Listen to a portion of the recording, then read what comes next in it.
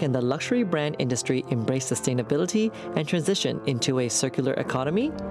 Join industry experts as they discuss innovative solutions, including sustainable supply chains, responsible sourcing, and promoting conscious consumption that are shaping a more responsible and circular future in the fashion industry.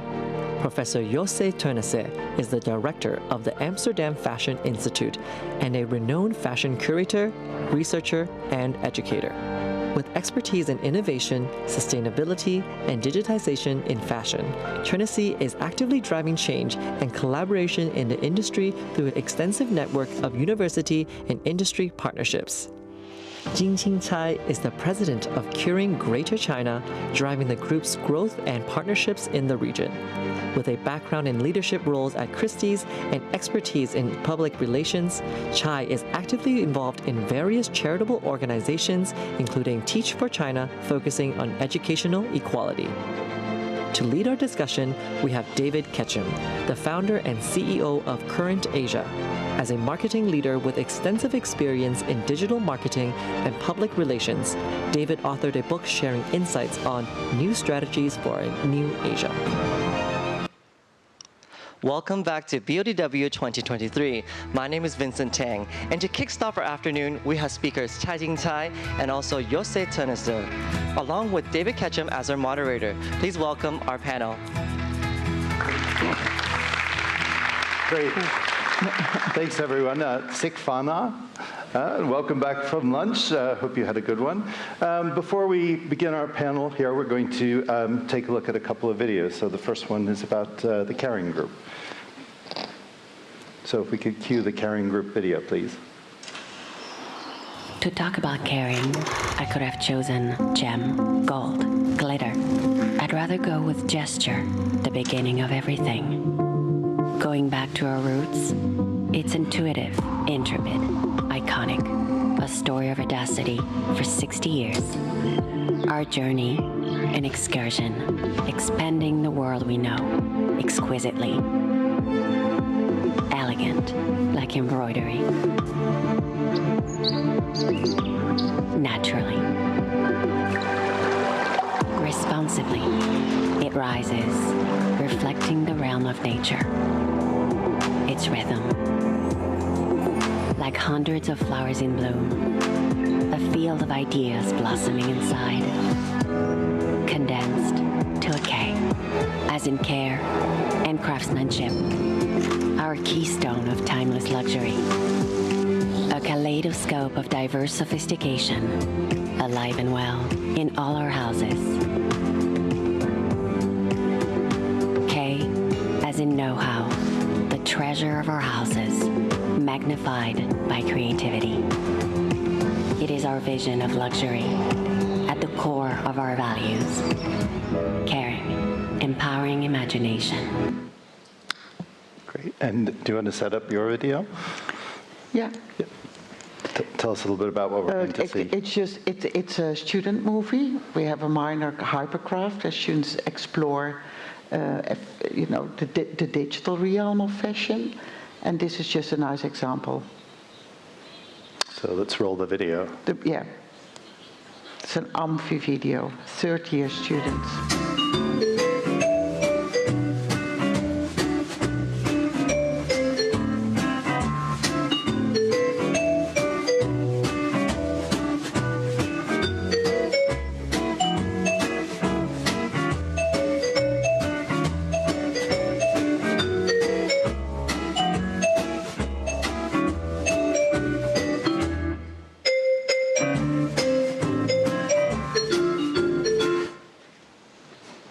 It's fun.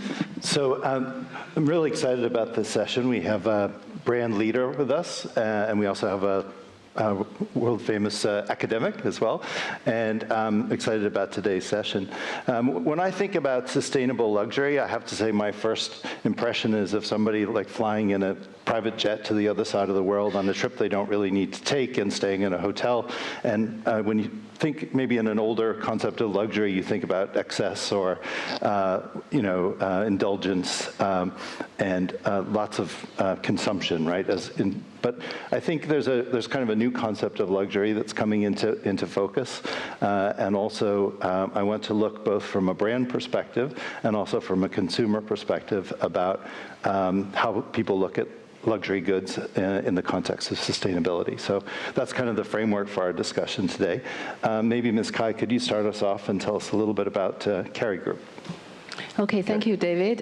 First of all, it's a real pleasure to be here at the Business Design Week and to meet all the design professionals and in the Hong Kong community. Carey is a global luxury group, and we have renowned global brands like Gucci, Balenciaga, Saint Laurent, Bottega, Boucheron, and so on and so forth. As of 10 years ago, actually, Carey has been re-established as a pure luxury group, and with a new vision for luxury. I would say Carey stands for a modern version of the luxury, where we believe that creativity is key, and also the social and environmental responsibility is part of our creativity.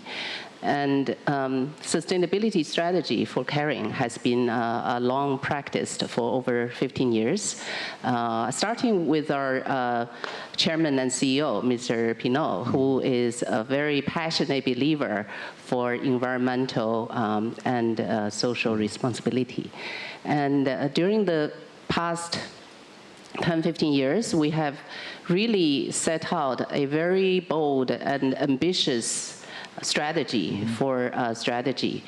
And I think it really captures in 3C, as we say, the 2025 strategy for sustainability is about care, like care for the planet, care for the surroundings, environment, and collaborate, where we see sustainability practice is not just our own, but we need to really collaborate upstream, downstream, especially with our supply chain, and also with our people, employees, customers, and the local communities.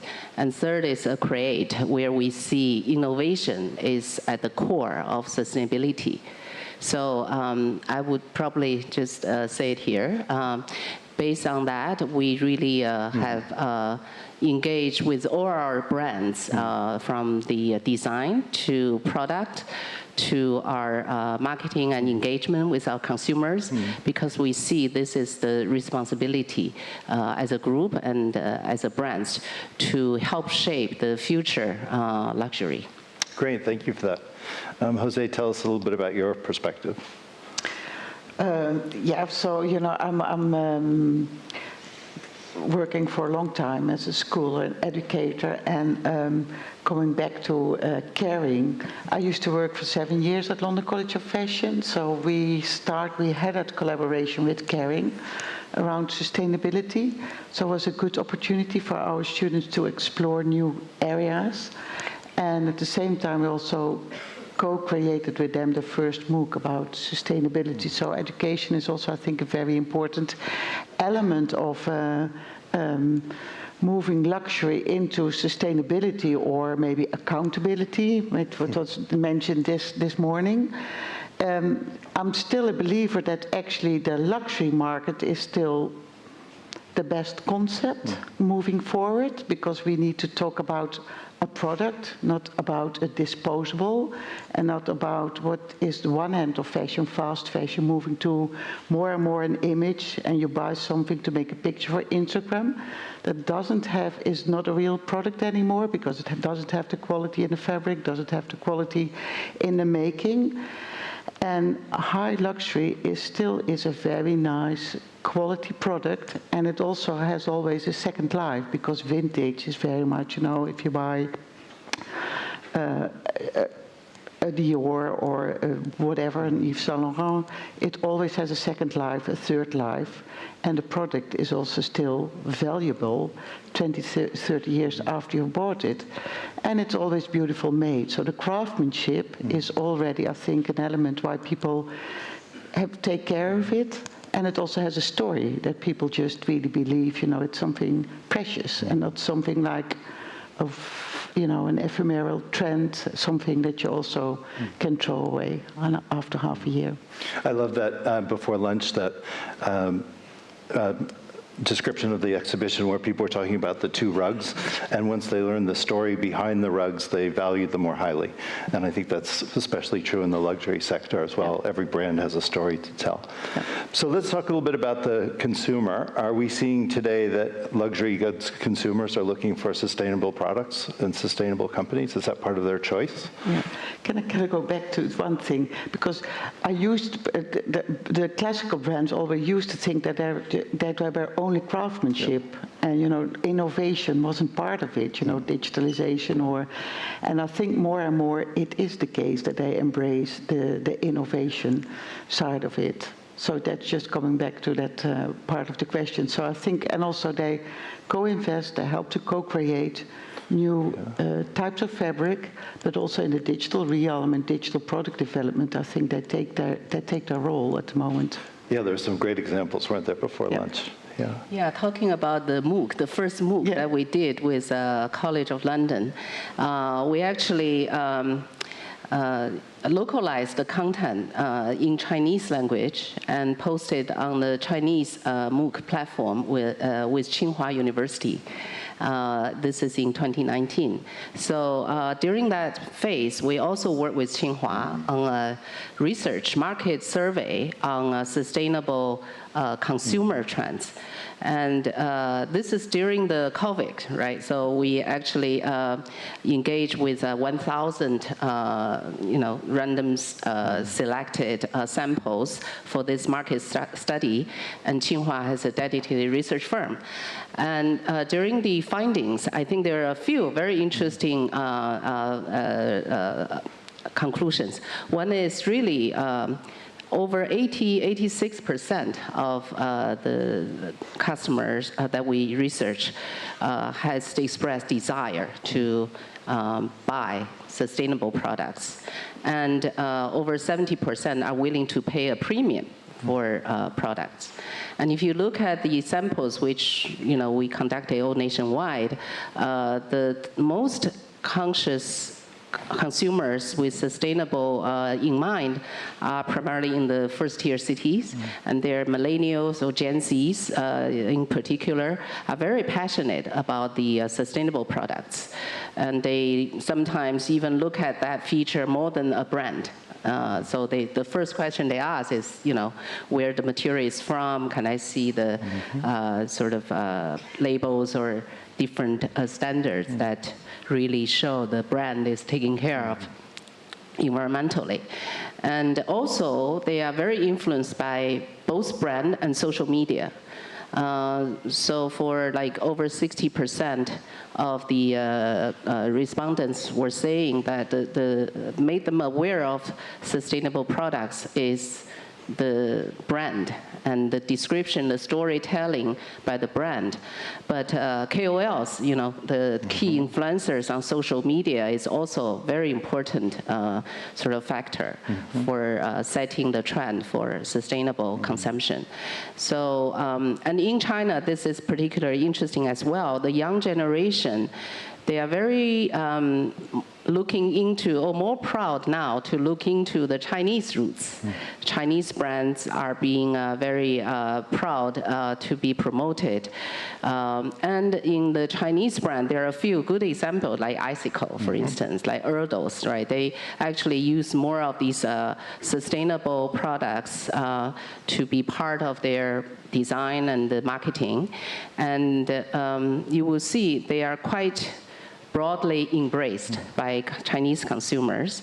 And also the way they introduce the concept of sustainable product is a bit different from the West, I would say. It's more about the philosophy of go back to Chinese history, from Lao Tzu to Confucius to Mencius.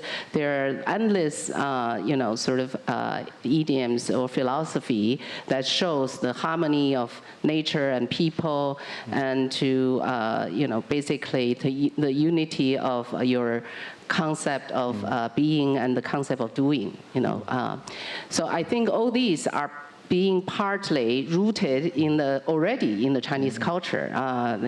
Man and nature should be living in harmony, and partly, of course, is the modern and the market influence. So I think this study really gave us a lot of hope. The younger generation, especially I think in China, where now 35% of the global luxury spenders or consumers are from China. So we see the influence for the entire industry in the future. And are you seeing consumers in Europe, are they digging into the whole sustainability backstory before they pick a luxury good as well? So yeah, just talking about Europe. So there are two. I think that I can talk about students. I can talk about Europe because Europe just put in a lot of regulations. So whatever the brands need to take that into account in recollecting their stuff, making a higher quality product so that it actually can have a second life. Speaking for students, they're, I think, very much also engaged with sustainability, not always aware of all the aspects that make a product really sustainable or environmental friendly. But working with repairing or upskilling, so the different ways of doing it. But also, I think it's really interesting that a lot of them, young designers, really would like to start again with farming and making the textiles. That knowledge is completely lost in the Netherlands and in Europe, quite a few. And they just really start to understand the complexity about just making a fabric, growing a fabric, and the whole fiber shed way of what is carbon neutral, what is good for the ecosystem, how many water or energy you need to produce an easy piece of textile. And I think they really believe in that kind of stories because they can understand it and they can just they become aware of the whole system and how it operates. So that's what I can see from my students, that they're really engaged with doing it in a different way. Yeah. And if that is commercial viable and how they can do it is another question, but they definitely try to push the boundaries. Yeah. Because so much of luxury good is about storytelling, isn't it? Yeah, it is. And some of it is about understanding the story behind the product, the materials, the craftsmanship, how it's put together. Yeah. And then also, as you were saying, there's a cultural dimension to that as well. And I think increasingly the whole sustainability story is part of the backstory of any brand, whether a government requires you to be sustainable or not. The consumers are starting to look into that and ask those questions and probe behind the brand before they make their choices. In terms of material, you look at a company like Patagonia, right, who takes PET bottles and recycles them into material for outerwear and things like that. What are some examples of innovative use of materials in the luxury sector? Well, this is really at the heart core of the Caring strategy. It's about sustainable, renewable, innovative material that carries all the features of environmental friendly and socially responsible, but also very functional. And we have in Milan established a lab where all these new material are provided to the designers.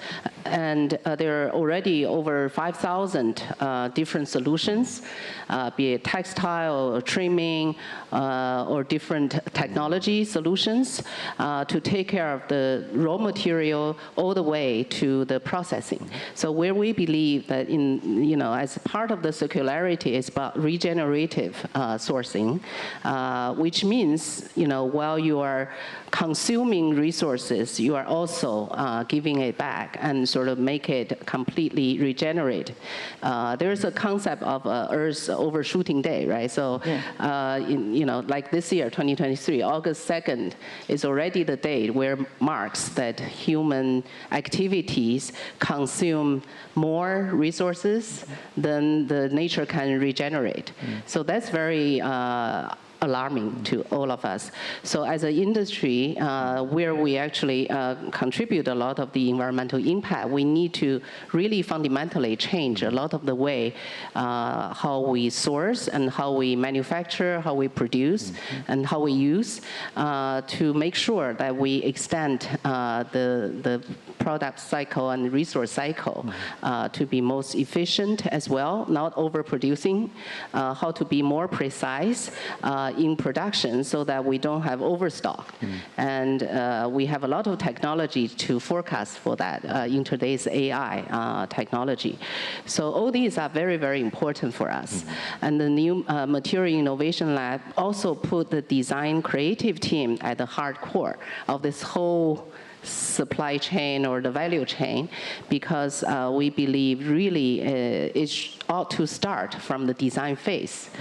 This designer, when it's develop or create the collection, he needs to understand his choice of material and of certain way of producing it really have an environmental impact. So I think this Material Innovation Lab really put us together from the designers, suppliers that continue to develop and research new innovative ways on material. Just to give you some example, for instance, Gucci has developed a very breakthrough material called Dimitra, which really sourced from sustainable, renewable, and bio-based material for the use of their sneakers.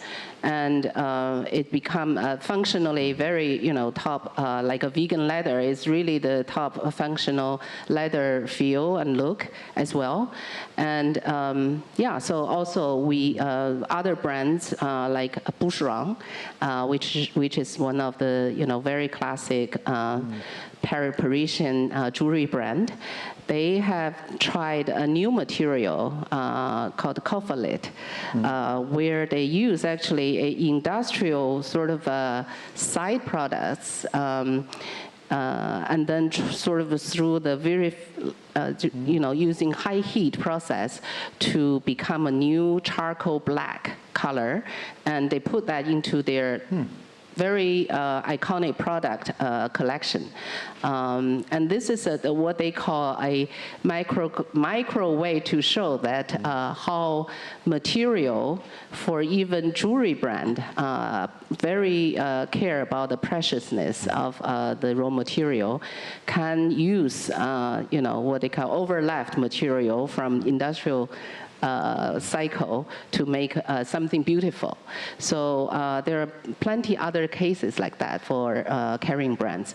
We have a, basically sustainability committee at the very top of in the board level, where all the brand CEOs are part of it. And as a carrying CEO and Mr. Chairman sitting on the board, he actually asked all the brand CEOs to not only deliver financial results, but also show sustainability side, what they have done. And that's part of the CEO performance review as well. And from a design perspective, that's extraordinary that you would start with a sustainable material and then move to make it luxurious, right?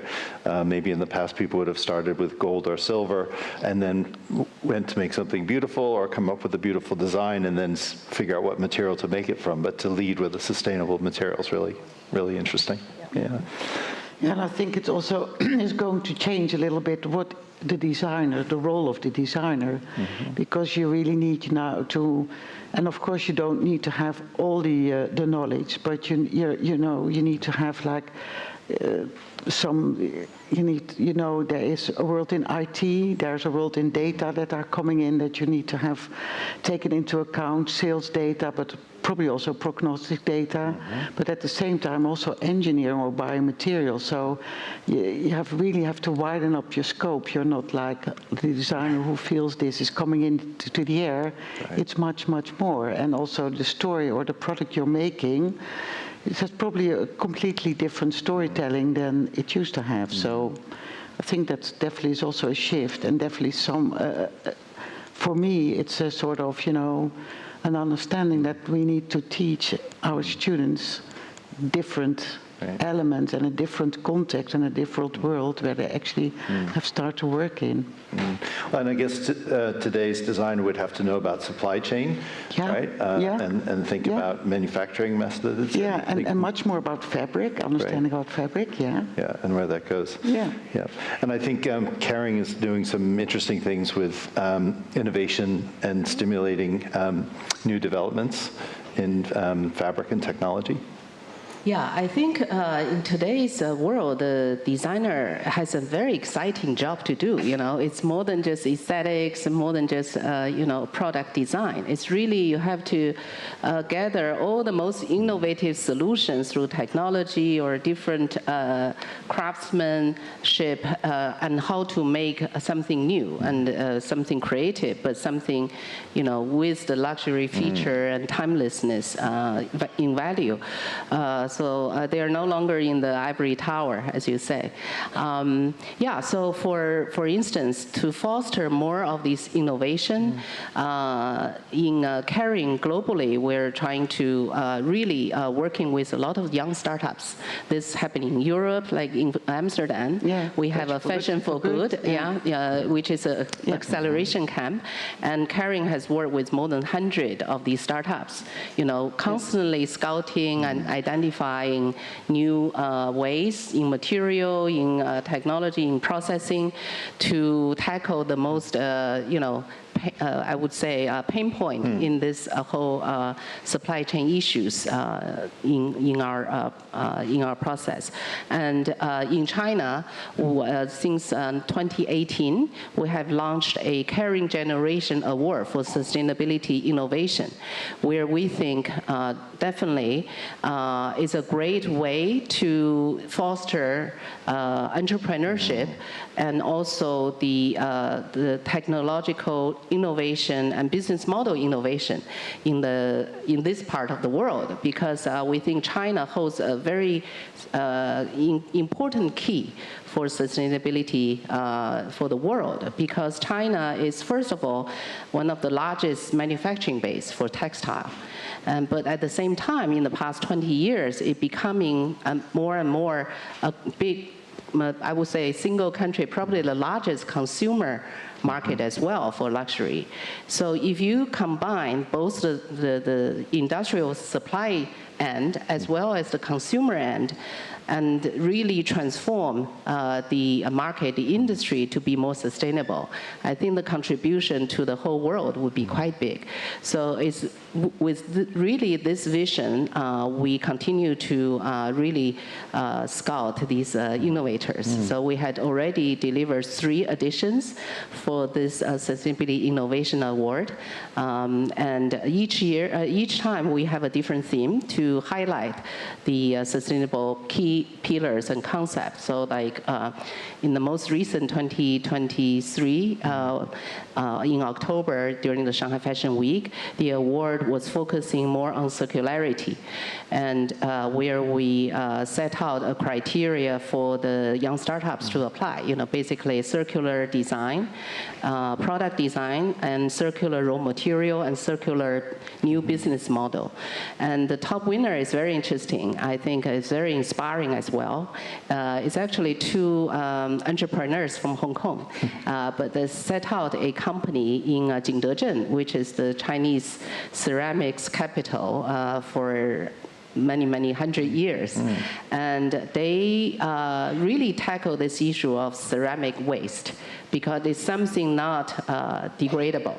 And how would you turn something like ceramic waste into something with technology and design, a much higher value construction material, like beautiful tiles.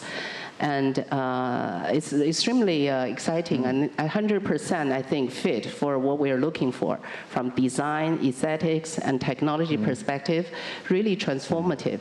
And now their products, actually, after the award, they were telling us that more and more brands are seeking their product to decorate retail stores or art space.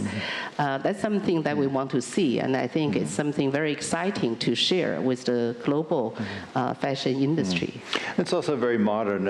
I think when people think of fashion houses, they think of secrecy and lack of transparency, and things are revealed on the runway, but you don't see them until they debut. And then many of your innovations are actually open source, right? So even though they come under your initiatives, they're open for anyone in the industry or the sector to use, even outside of the luxury area. Yeah, and I think that's probably the biggest transition, that the big brands understand, you know, that to really transform the industry, they need to be co-investors, and they need to be the ones who really started to use the new fabrics or whatever is developed, because they have, in the end, the money. And of course, you also have young designers or young brands who can start from scratch, digital, or, you know, using a certain kind of fabric but on a small scale. So there are, I think, two ends to it, but I think the big brands really understand, and therefore also Fashion for Good, which is a CNA foundation initiative, is also an initiative in Amsterdam where Kering, for example, is a partner, but also Adidas and quite a few more. And they're also, you know, looking into startups and just see, okay, we need now to co-invest and then really make sure this new fabric can really be used on an industrial level. So that, I think, is probably the biggest transformation, and the one we should nourish, because it's the only way to really transform. And if those big brands, and not only the luxury one, but also maybe the fast fashion brands, then really make an impact if they start to work in a different way. So as we head for a wrap-up, let's just look into the future. So will the luxury goods sector ever be net zero? Will it be a zero carbon output, or? Yeah, I think the high luxury definitely is able to get there, because it's still so much on craftsmanship, and it all originated, of course, as couture. Right. Yeah, that was made to measure. There was no waste, hardly any waste. It was just, so I think they will get there, because it's still a beautiful product, and more a product than a trend. But fast fashion, there are really worries. I think it's still concerns, especially in the scale in just producing, speeding up a trend and then a new trend. What is a trend? Nothing. So there's a problem. So it's perhaps accomplishable. I mean, you've certainly seen that with the Shine IPO, right? Yeah.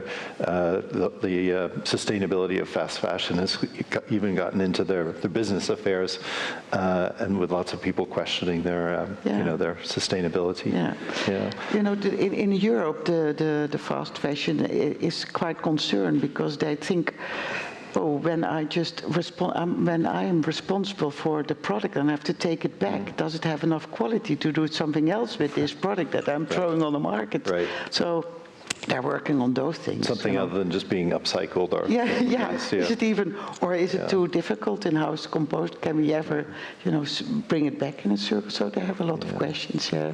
What do you think? Yeah, I think for us, it's really about a collaboration. I mean, this is some really collective challenge for everyone, how we can make sure, we're making the planet healthy and, continue to live in harmony for people and nature. And so in terms of collaboration from upstream to downstream consumer level, like, for instance, we're working with Hong Kong Land even, to during this Christmas shopping season, to have a green shopping festival. So our brands are going to contribute some of these sustainable products during this holiday season, and then for consumers to learn and test and experience, and then they also get higher rewards, by Hong Kong Land. So I think from the consumer side to the industry player, whether you're a retailer or brands, if we all act together, something will happen. And that's the reason for me to stay optimistic that net zero in the future can be achieved. That's a great place to leave it. Thank you very much. Thank you. Thank you, Jinqing and Yose, for your sharing, and David for moderating. Our upcoming panel discussion revolves around designing the future of luxury hospitality.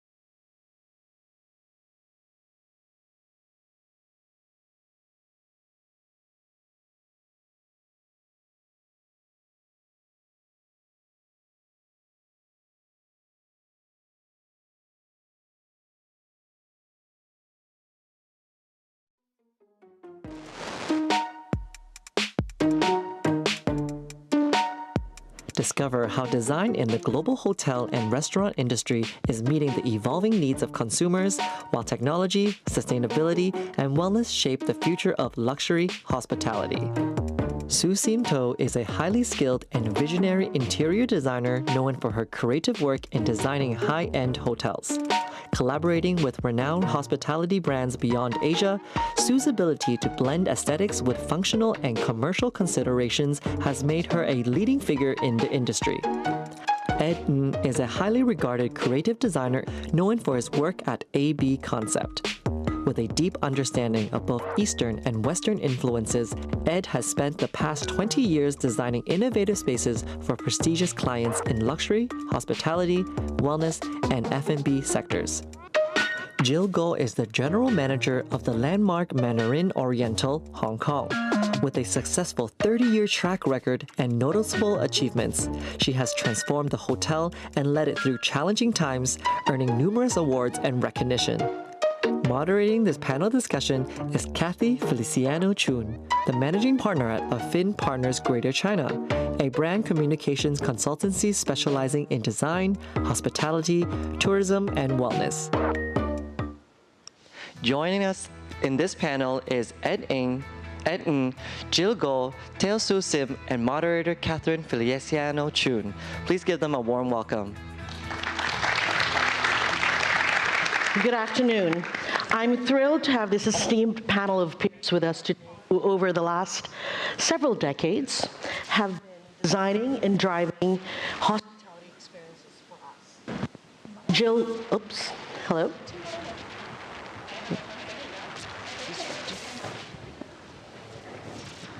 Another mic? Should I continue talking? Thank you. Thank you. Hello? That was practice.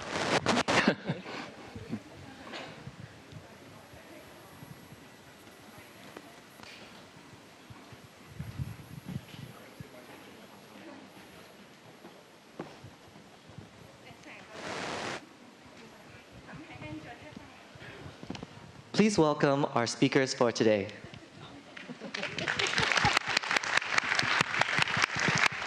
Good afternoon. I'm thrilled to have this esteemed panel of peers who have been driving and delivering the hospitality experiences that we've come to enjoy over the last few decades. Jill Goh, as the general manager of the landmark Mandarin Oriental, who has just celebrated 30 years with the group. Amazing. You're giving it away so quickly. No. Sue Sim from LTW Design Works and Ed Ng from AB Concept, from some of the most respected design firms here in Asia. And I'm looking forward to this very spirited discussion on the realities of what it is to really design and operate hotels today. And I know the last panel took a lot of time talking about what luxury meant. And I wanted to throw that question back to our panel. I mean, Ed, you wrote a book several years ago, a decade ago, about the language of luxe. And just this week, you've launched another book, The Art of Timeless Spaces. How has luxury evolved today?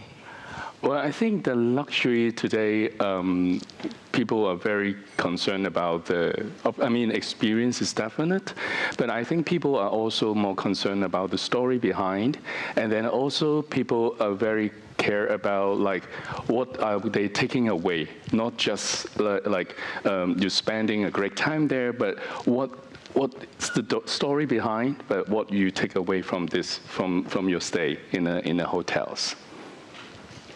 Do you agree with that in terms of what you're seeing from luxury customers today? Well, I think luxury is a word that in half of my life, we've been trying to make things happen in that manner. And like Kathy already said, that I have spent many years in the hospitality industry. I would like to describe it in my own word. I think luxury today in the hospitality industry means that from all aspects, we are able to pay attention to detail to the T in all aspects, be it the hardware, the software, and the experiences that we are delivering. Yeah, that's my own interpretation of the luxury business today. And it's quite obvious that luxury in general has really moved away from the tangible and the things that we own and can hold and touch, and really moving more towards the abstract and the ephemeral. And what I want to ask both Sue and Ed is, how is the design experience really helping to create that or to deliver that? I think you don't talk about materialism, but you talk about experience, right? So I think there are a couple of factors that we have to consider having a beautiful design. You also have to consider lighting and colors. I think these are also very vital things that you need to have to make a holistic experience. So and textures. So it's not about spending what is rich or expensive, but it's how you inject the lighting to complement the space, to evoke the mood, and the colors also creates a different experience in each individual's take. Yeah, totally agree. I think because especially when the first thing you mentioned was about material, because now for example, we are very lucky to work on the projects in Kyoto. So I think you can, when I say Kyoto, I think you already, you immediately associate with a lot of crafts and special materials that you can find there. You work with the artisans, and they are actually craving to, they want their artisanal work is beyond museum. You don't go to see them. They want to see how designers apply their materials in a daily life. And because I think what we're doing is really a vitrine to showcase there and how they apply. Do you think so? Yeah. So to sum it up, I think everyone's talking about the same topic over and over again. But the summary of it is basically luxury is time. A choice. That you have a choice to choose, and to do something good, you need time. Interesting. And you're drawing on references that really go back to an Asian context. And I was struck by the fact that a couple of months ago in London, the long-awaited Peninsula finally opened, and soon followed by the Raffles at the Old War Office. Mandarin Oriental Mayfair is slated to open before the end of this year, and so is Rosewood, which is opening up in the former U.S. Embassy. And it struck me that Asian hospitality brands are actually now the gold standard for what luxury means today, and how much has changed in the last decade. I'd like to get your perspective on this and how you think Asian brands have actually defined luxury globally. Me or should be? There's a penny for your thoughts. Yeah. Maybe you first as an operator. Well, I think the Asian hospitality as the Mandarin Oriental Group, that's where we started. That is the beauty of Asian charm, the warmness, and how all the authenticity service that coming from the heart. So have this flourish over various parts of the world in different parts of the globe is no surprise to me. Yeah, it's high time. Thoughts on that from a design perspective? I feel that because Asia has a lot to learn from the West. There's a lot of rich history, and also with time passes, there's a lot of cross-travel. And with the exposure, I think the East and West coming together, that's why these brands like the Rosewood, the Capellas, or even the Comos have been able to draw the influences from the West. At the same time, being proud of their own Asian heritage, they're able to do something kind of like Xiangxia yesterday, that the lady, really admire what she's trying to do is to promote the East and West cross-mix, to bring that luxury element into the Western world. I think another reason is what we discussed yesterday, because now the Asian travelers is pretty much also dominating the world's travels. Like there's so many people from China, from Asia, from Thailand, from Singapore, all over the world. So I think this is also like where the money goes, like follow where the money goes, right? So that's exactly also like why, and I think we are so, I think in a sense that we're, as an Asian, we're so spoiled by this kind of very hearty hospitality. I mean, because this is also a part of the Confucius, like how you treat your friends, a foreigner as a friend. So because we've been so spoiled, yeah. Do you think? Yeah. Yeah, definitely. I think the hospitality approach and the genuinity in our servicing spirit is just second nature to us. Yeah. And I think that the influence is actually flipped. I mean, given the fact that we know that the recovery, the global recovery of travel really depends on the Chinese outbound market. Yep. And as the last panel actually confirmed, is luxury depends so much on the Chinese market. And as you're saying right now, is that so much, you follow the money, you follow the gold rules, who has the gold rules, right? Yeah. And so in many ways, inevitably, what you're saying is the Chinese taste and their preferences have helped define what luxury means today, if you agree with that. Where do you think this is headed? Because obviously in the last 4 years, the Chinese marketplace has changed dramatically in terms of their preferences, their behaviors. And we've seen that in a report that we did earlier in the year. How are you seeing that in terms of how that's influencing how you design hotels in the future? For us to design hotels, I think it's a collaboration with the owner and the operator.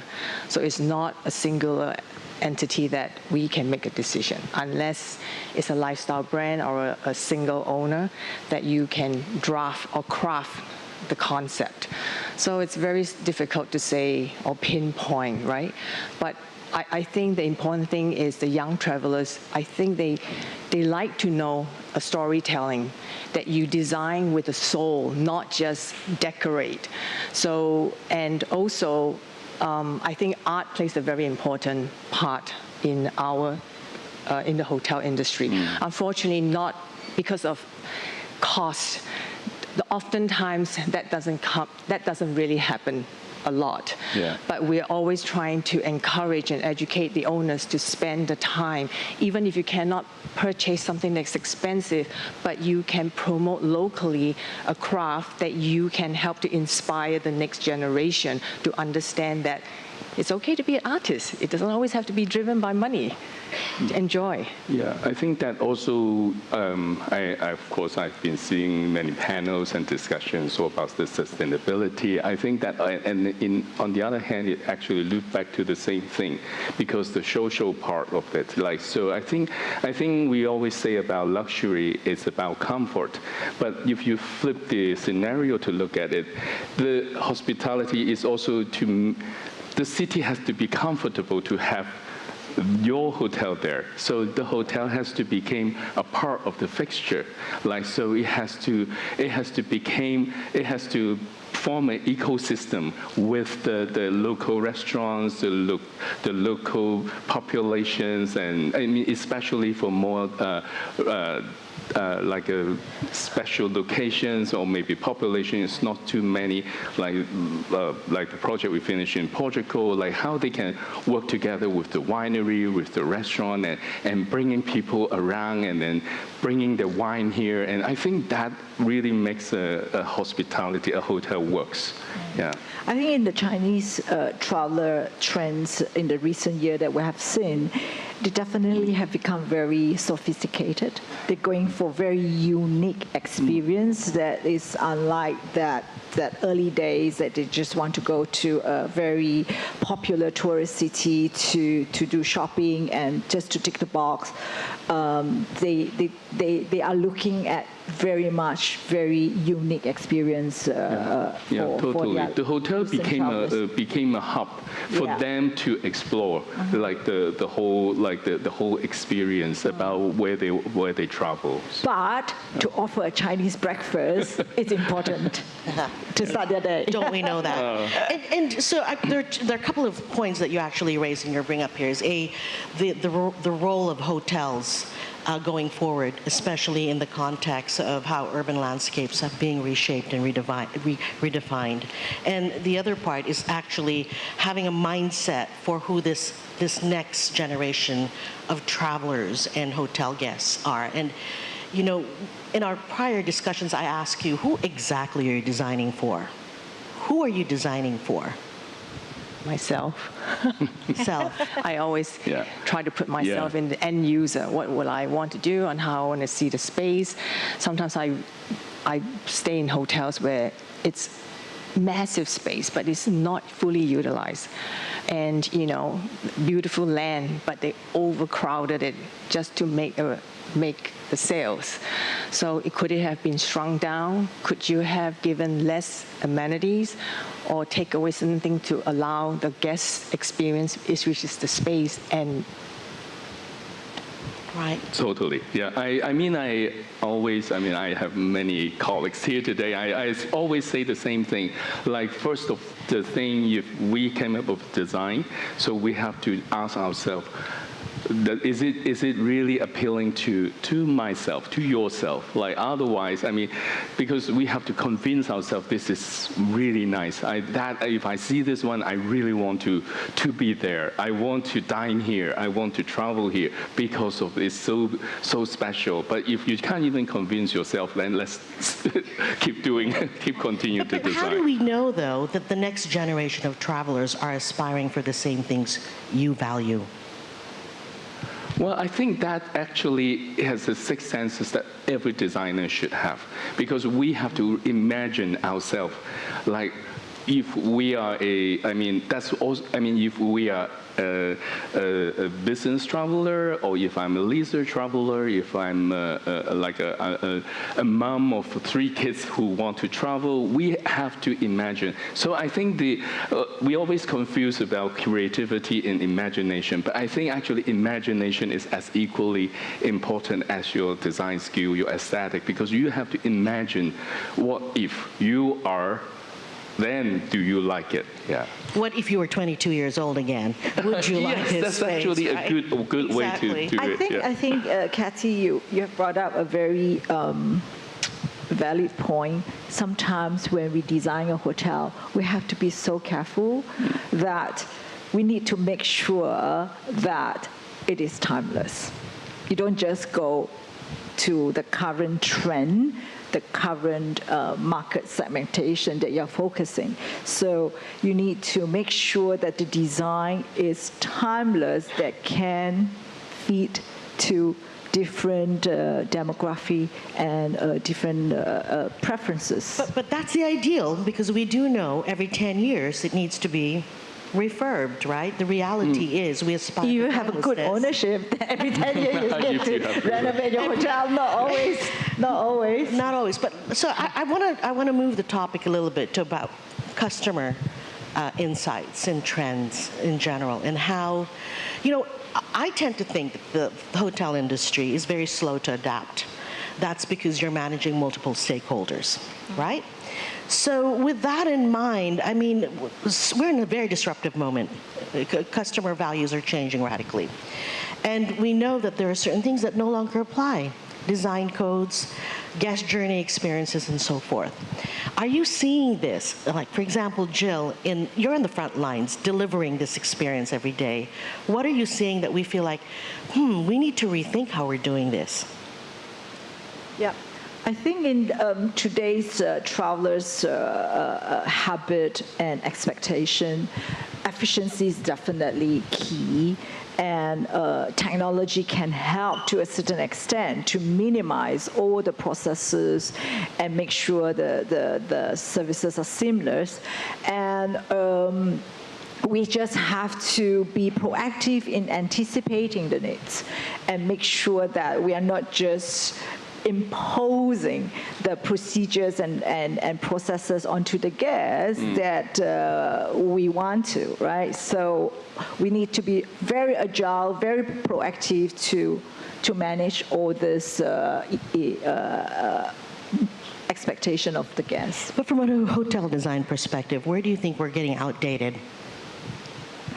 Well, I think the latest topic that everyone likes to talk about is the gender equality, the D&I, and we see a lot of jokes being posted in IG, you know. We have to be so careful even on toilet signages that we don't have very specific signage on male and female wearing skirt or male must wear pants and things like that. And there was this period of time when luxury hotel designed the bathroom, they like to put his and hers.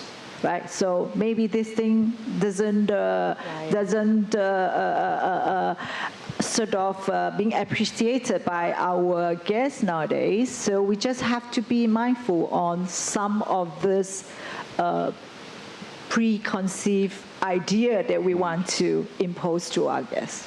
And are there other trends that you keep in mind? I know, Sue, you mentioned one big factor that you think that we need to start factoring when... Well, inclusion, I guess, including like pets. I see that a lot happening now, more and more so, especially after COVID, and a lot of owners trying to hide their pets, those who are in lockdown in the hotel quietly.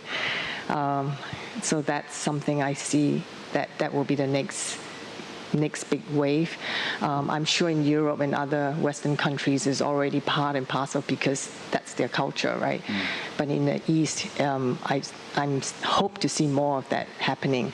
The other thing I like to see is maybe handicap rooms. You know how we always have, when you're designing a hotels, 2 handicap rooms for the entire hotel. But maybe we should be designing things that include the handicap, so that it's beautifully designed. It's not just getting a bar from an institutional element. And so I just... Pets, I mean, that's true. I mean, I know that certain hotels are allowing pets now. Do you allow pets at the Landmark Mandarin? We do. Okay. We do. And how's that been? Dogs and cats. In fact, especially during COVID days, it's well appreciated by the guests. And coming back to what Sue said, that, you know, it is a trend that we need to watch, and we need to make sure that, you know, if you are a pet-friendly hotel, the design of your furnitures and the layout of the room all have to take those into consideration. And in fact, I have a funny story that a few years back, we have a guest who brought her cat to stay with us in a suite. And then they happily, because cats are normally quite obedient, they will stay within the compound and not create too much trouble. So they went out for a nice dinner, and then they came back to the room. They can't find the cat anymore.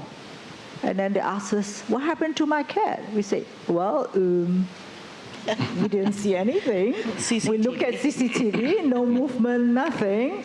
And then the whole house went loose. They were trying to look for the cat. And we spent hours. We couldn't find the cat. And we all got really panicked. And finally, at midnight, we found the cat, and the cat actually went up to the access panel of the room.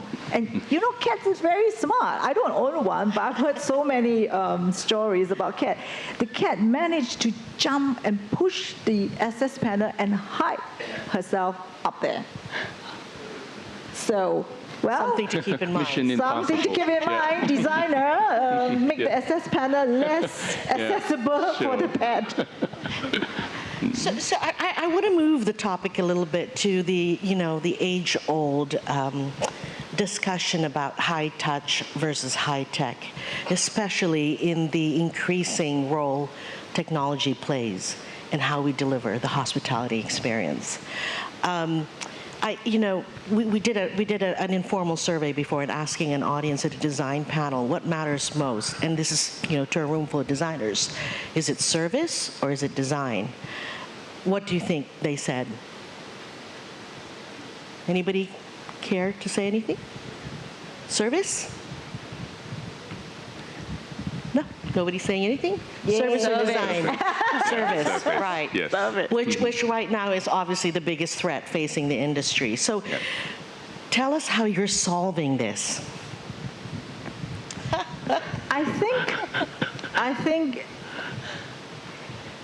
especially after COVID, we all know that, hospitality industry is going through a very difficult time with shortage of manpower, and people just don't want to work in this very challenging industry. And with technology evolving in the hospitality industry, we cannot ignore the need to change the way we do business. Only if those are the processes and data processing that is at the back end. I still believe that in our industry, no matter how intelligent is the artificial intelligence, it can never replace the human touch that we do in this industry. The handshake from a general manager, or the eye contact from my receptionist, all this cannot be replaced by AI. Wonderful. And now we're to just, with 20 minutes remaining in our talk, shift the topic a little bit more to some of the important trends that are shaping the way hotels are being designed today and in the future. And chiefly is obviously the topic of wellness. 20 years ago, wellness simply meant designing a spa into your hotel. And today, it's become an imperative in every aspect of the guest journey. I want to get your thoughts on this. I mean, obviously, there are wellness brands, and there are brands who are just general brands that are building aspects of wellness into different touch points within the hotel. What are your thoughts on this? Are you seeing that this is shifting the way design is being delivered? Well, I think, totally. I mean, also interesting enough that you are asking me about wellness when Jill is next to me, because our very first spa, AB Concept's first spa project was with Jill, is in the Singapore Mandarin Oriental. Yeah, but you see I think, ever since you've just looking at the brand's wellness, you take it as it's beyond just like that 1-2 hours of treatment, because now I think the wellness also became a hotel's wellness also became kind of institute, like people, because you pretty much also like a consultation, and it's not just for the tourists who has been exhausted on the road, but they actually want to expand this engagement, and how to engage the neighborhood people, the Tai, and even the gym and the wellness and Pilates, everything you can imagine, and then even the product. And so it's actually getting really important. Again, it has become a fixture of a neighborhood. So it's beyond just that 2 hours of a treatment. Yeah, that's how I see it. Yeah. Sue, thoughts? You're pondering this very deeply. Well, I mean, it's been around for centuries, right? The spa wellness, but I still feel that if everyone starts to follow, it becomes a trend again. I think if you want to do a good spa, but don't do a half-bake. So Mandarin Oriental or Banyan Tree has been very successful, even Como in Singapore as well. I mean, the brand itself has also been very successful because it's an integration and putting a full package into it. But wellness doesn't extend to just spa alone. I think wellness is also can be done in a small way in your own room, in the mattress. And the bedding is very important. The sound, these are little touches that if you can't do the full-on spa wellness, then you contribute in a smaller way. And wellness can also extend to gym as well.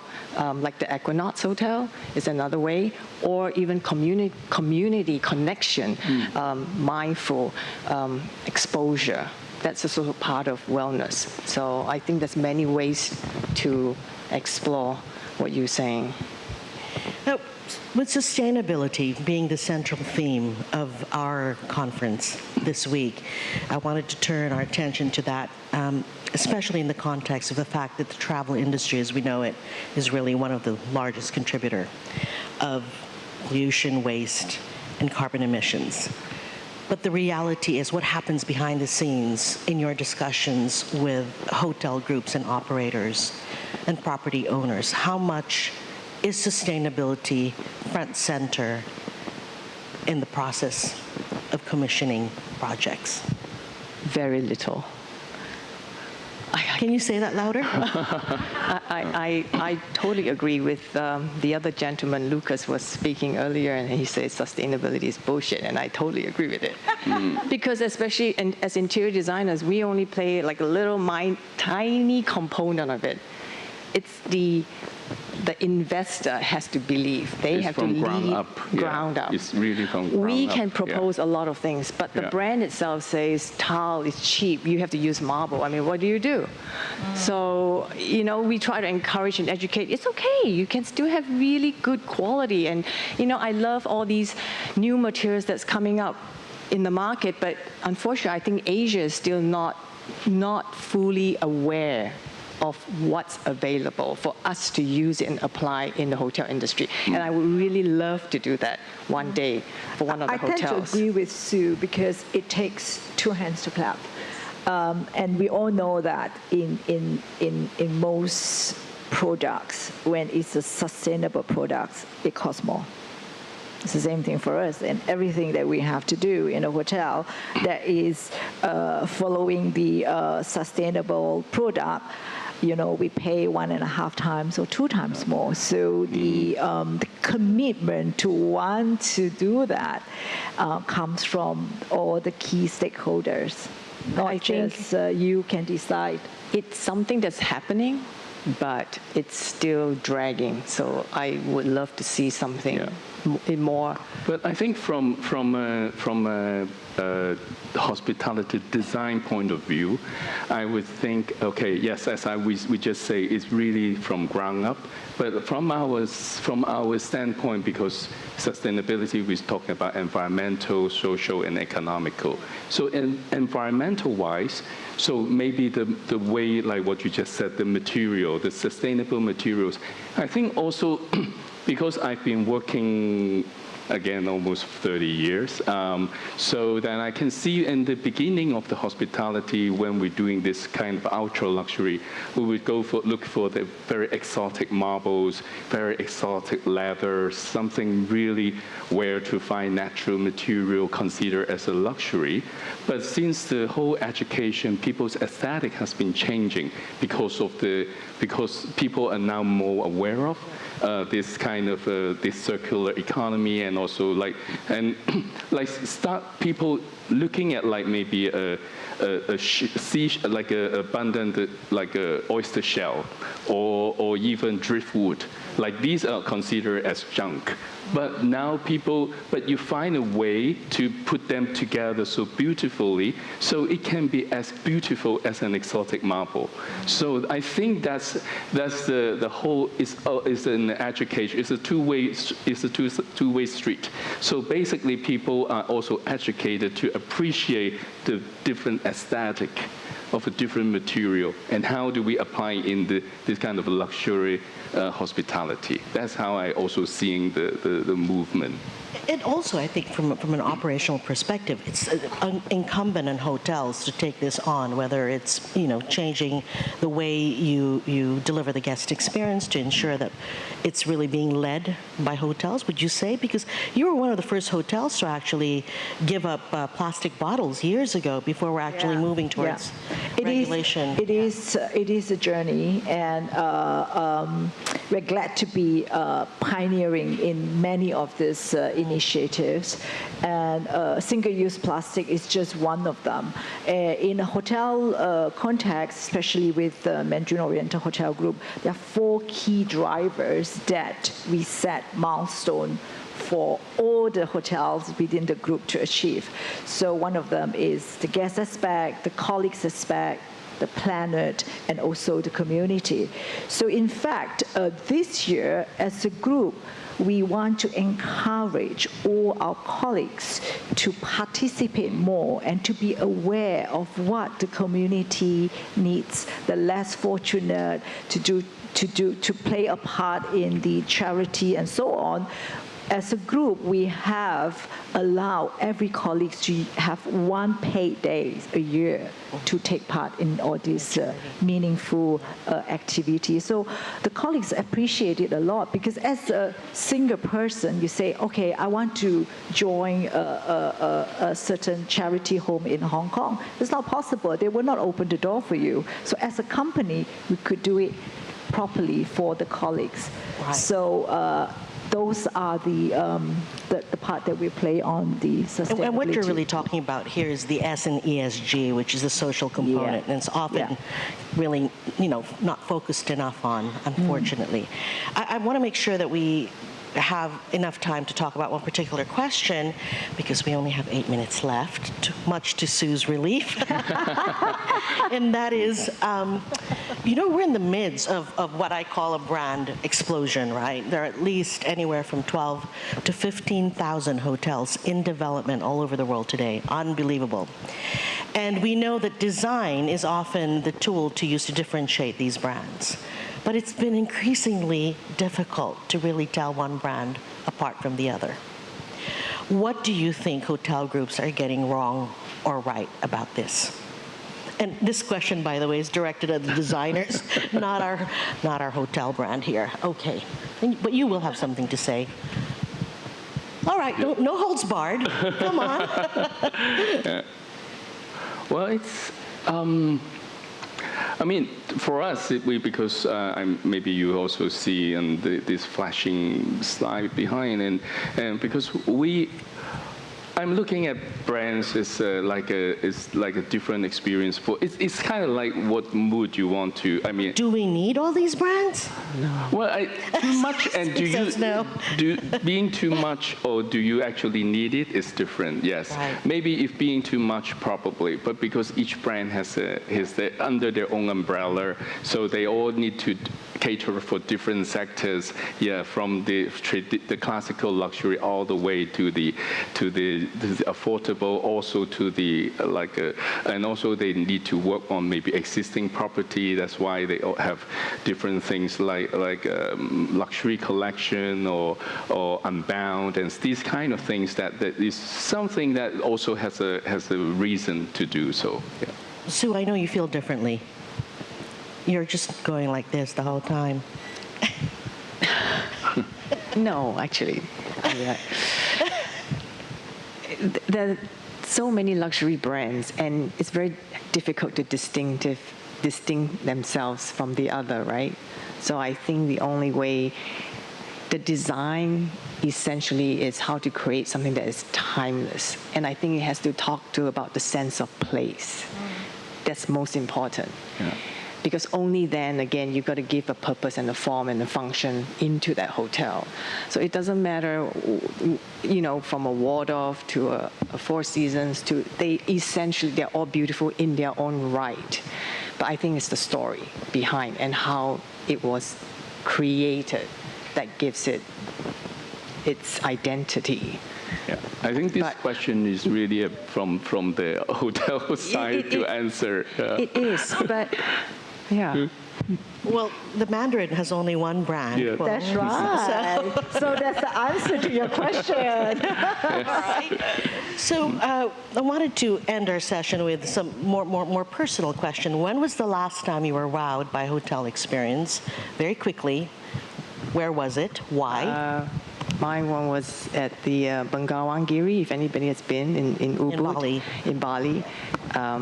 It took And that's Como, right? It's not Como. It's taken over by Como now. Right. But originally, it's owned by a family who took 9 years to build it. And amazingly, because this was built in 1998, and the land, they already started this community experience. And the property is amazing because they have 5 houses, and each houses has different rooms, but they share a community living space with its own butlers. And the houses are designed to suit the nature and the surrounding.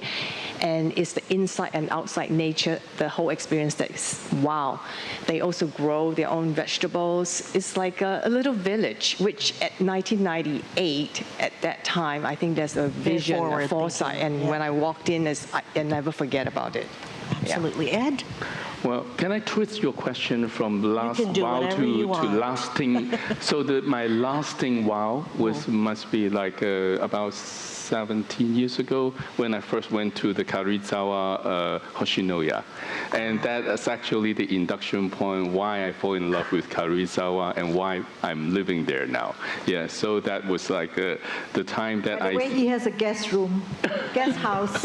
and the photos are in this book.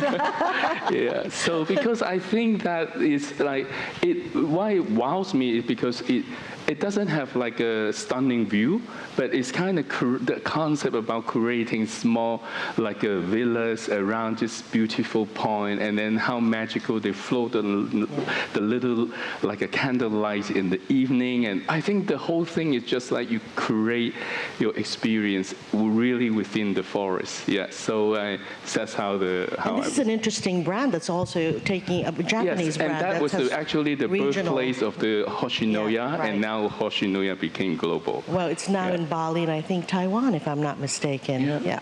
And what about you, Sue? Jill. Oh, so Jill. It's okay.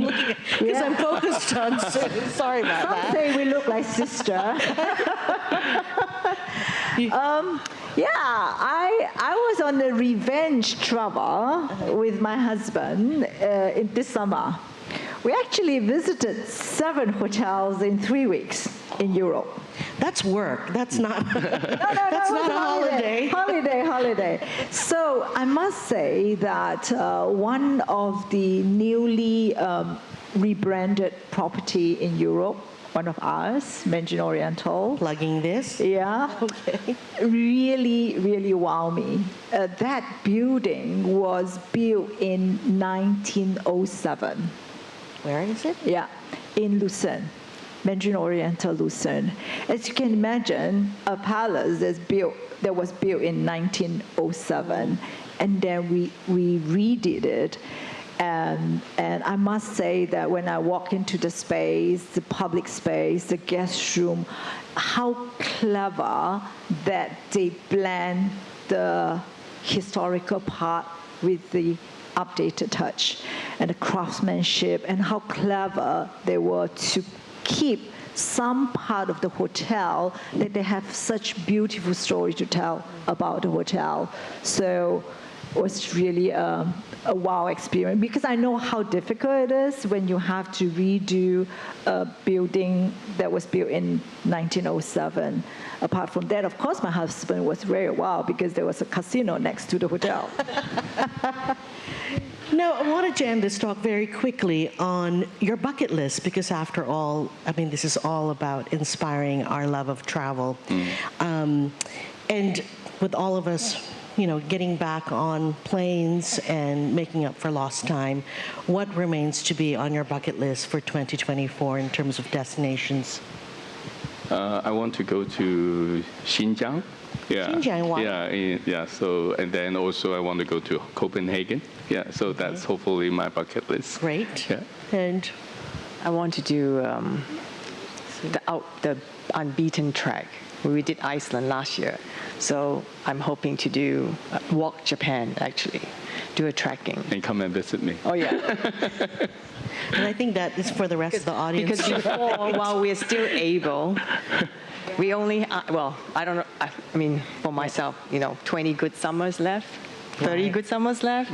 Yeah. Make the most out of it, seriously. Yeah. Walk Japan, yes. Walk Japan. It's like a new trend The closest. now. Yes. Then Walk, aim period. further later. Walk anywhere is a new trend. And what about you, Jill?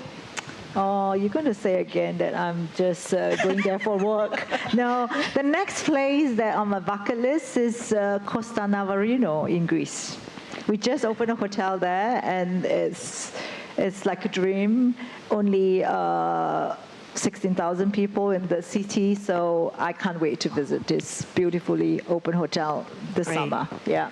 So on that note, I wanted to, and I can see the 0 flashing, I'd like to thank Sue, Ed, and Jill for being with us today, and I hope that you leave today with, a passion and a curiosity to book your travels for next year. Thank you.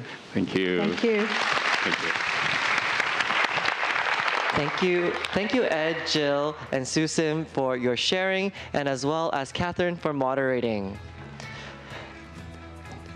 Just a reminder that you can head up to Room NL at any time during the day for the Meet the Speaker section and mingle with other like-minded individuals. Next up, we will be having a power talk with an industry giant sharing 35 years of design excellence. Let's find out more from Steve.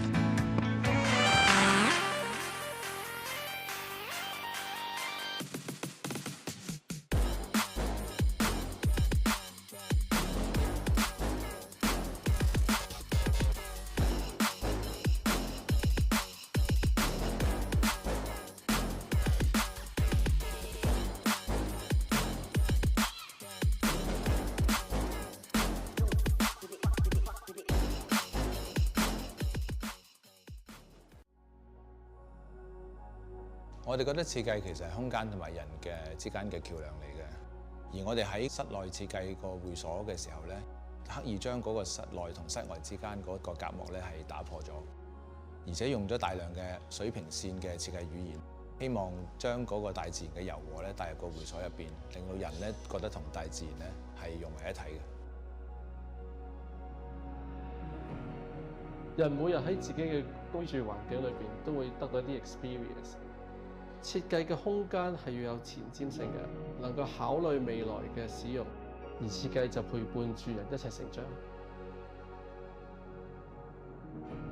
我哋會留意住戶嘅 feedback， 而隨住人同環境嘅改變嘅需要，我哋要完善我哋下一個樓盤，建構一個更美好嘅生活。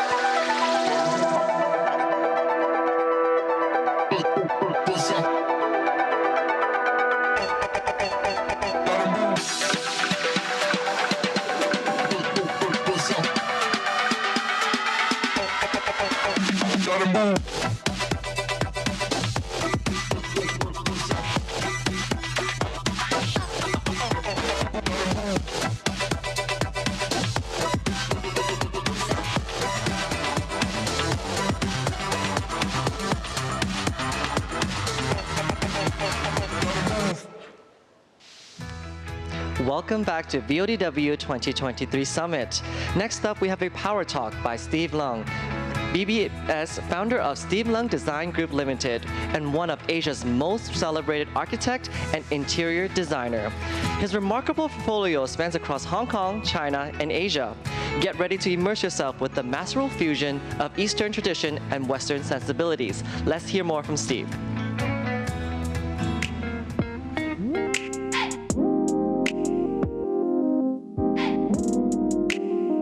I'm Steve Leung, founder of Steve Leung Designers.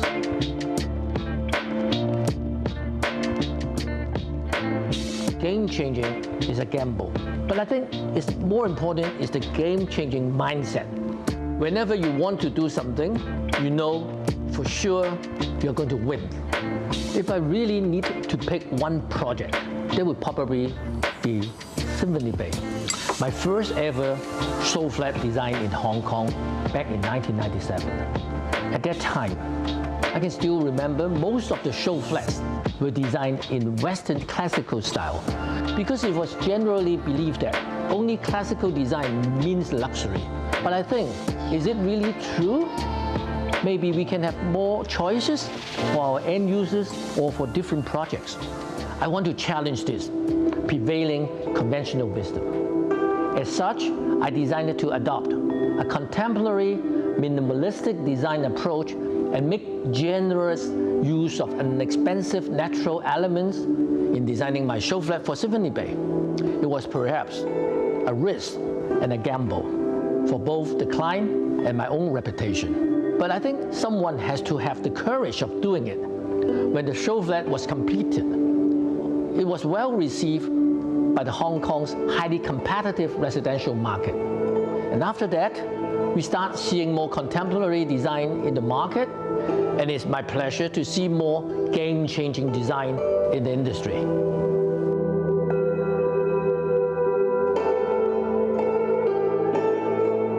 The first project that popped up in my mind to illustrate how collaboration is so important is the project of Fairwood.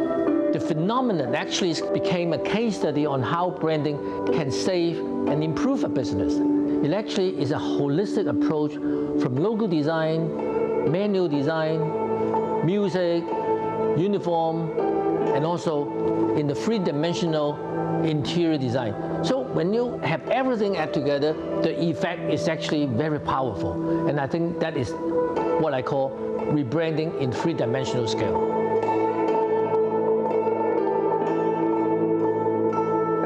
I believe design is not just an art or merely a response to a trend. It has to be human-centered and appropriate. A balanced mix of aesthetics and functionality to serve people by enhancing their quality of living. Observing and understanding the needs of people are crucial.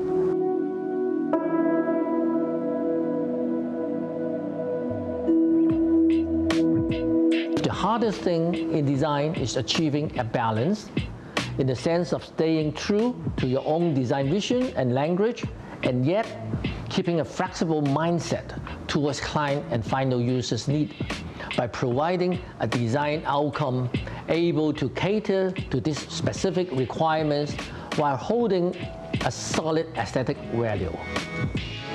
For me, timeless design is all about simplicity, balance, and versatility. As you may be aware, trends come and go, and style evolves. Design is for people, not trends.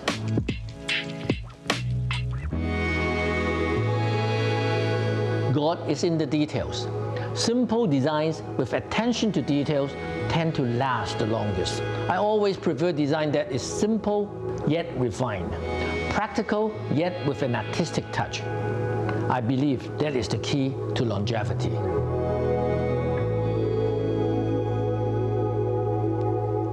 Please join me in welcoming Steve Leung.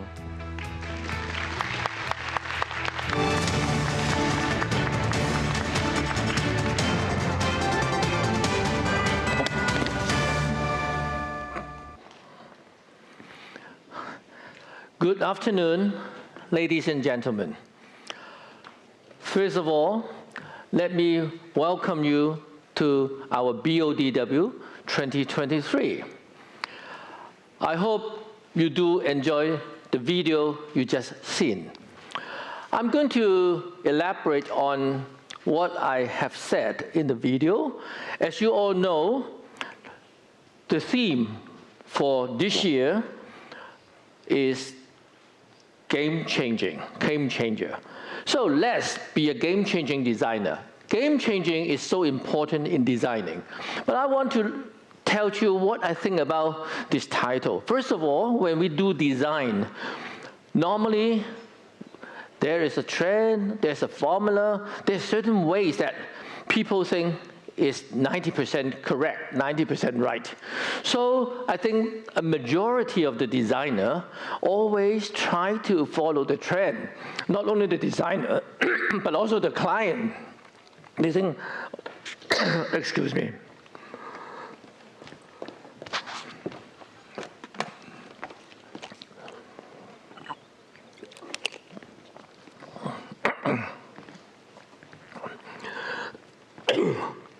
Not only the designer, but also the client. They wanted to play safe. Especially for restaurant owners, developers, they think that they try to imagine what the clients want. And therefore, designers and clients always try to follow the safest way or take the lowest risk. I'm sorry. Something wrong with my throat.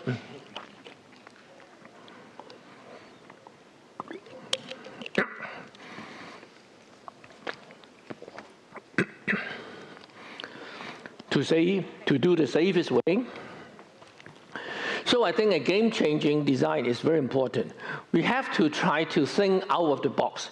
We try to do something out of our comfort zone, but timing is important. Opportunity is important. You don't just take risks. You don't just do something that nobody is doing. It's correct.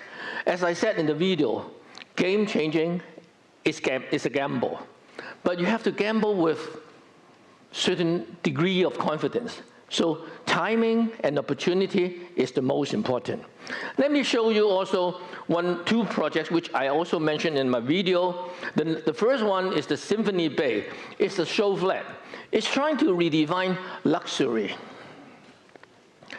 I have to go back to the history of Hong Kong a bit, because as you all know, Hong Kong used to be a British colony. So in the old days, most of the school, especially for the upper class, are actually operated by religious bodies like churches and things like that. And they are actually offering very British education. And you can see the students are wearing exactly the same as what they are wearing in London or in UK. And then the upper classes, they enjoy sports and also spend their free times doing like lawn bowling, cricket, and things like that.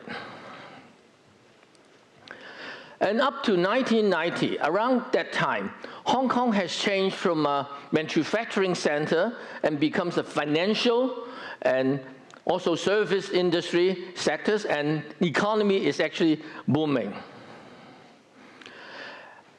And the middle class has enjoyed also from the economic development of Hong Kong, and they become more rich. But at that time, the middle class in Hong Kong, they are still, because they come from very colonial British education, and they live around with, very Western culture. So this is the way they live, the way they dress, the way they enjoy life, they dance.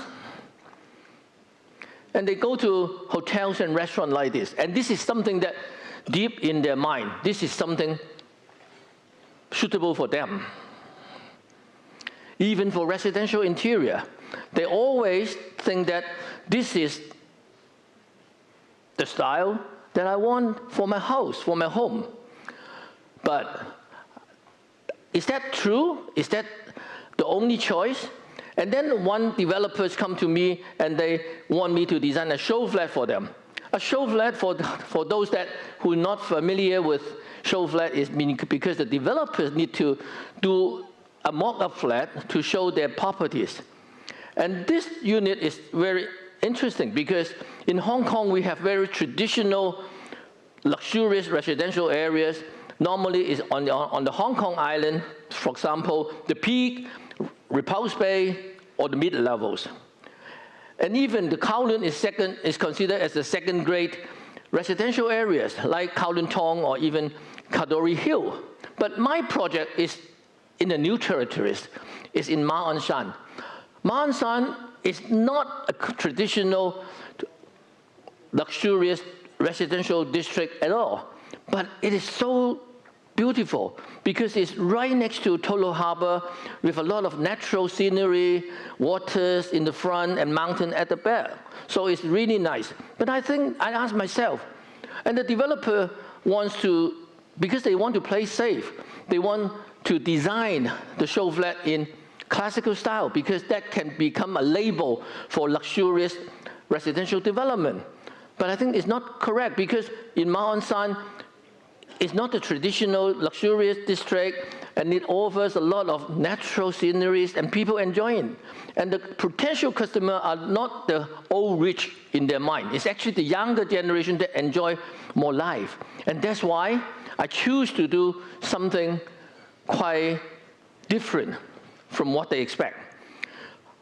Because of the natural scenery around, I think we should also do a very minimalistic, a very natural kind of palette. So it's use a kind of a very simple wood and a marble floor. And because they choose to use the name Symphony Bay, I try to introduce certain musical elements in the show flat design.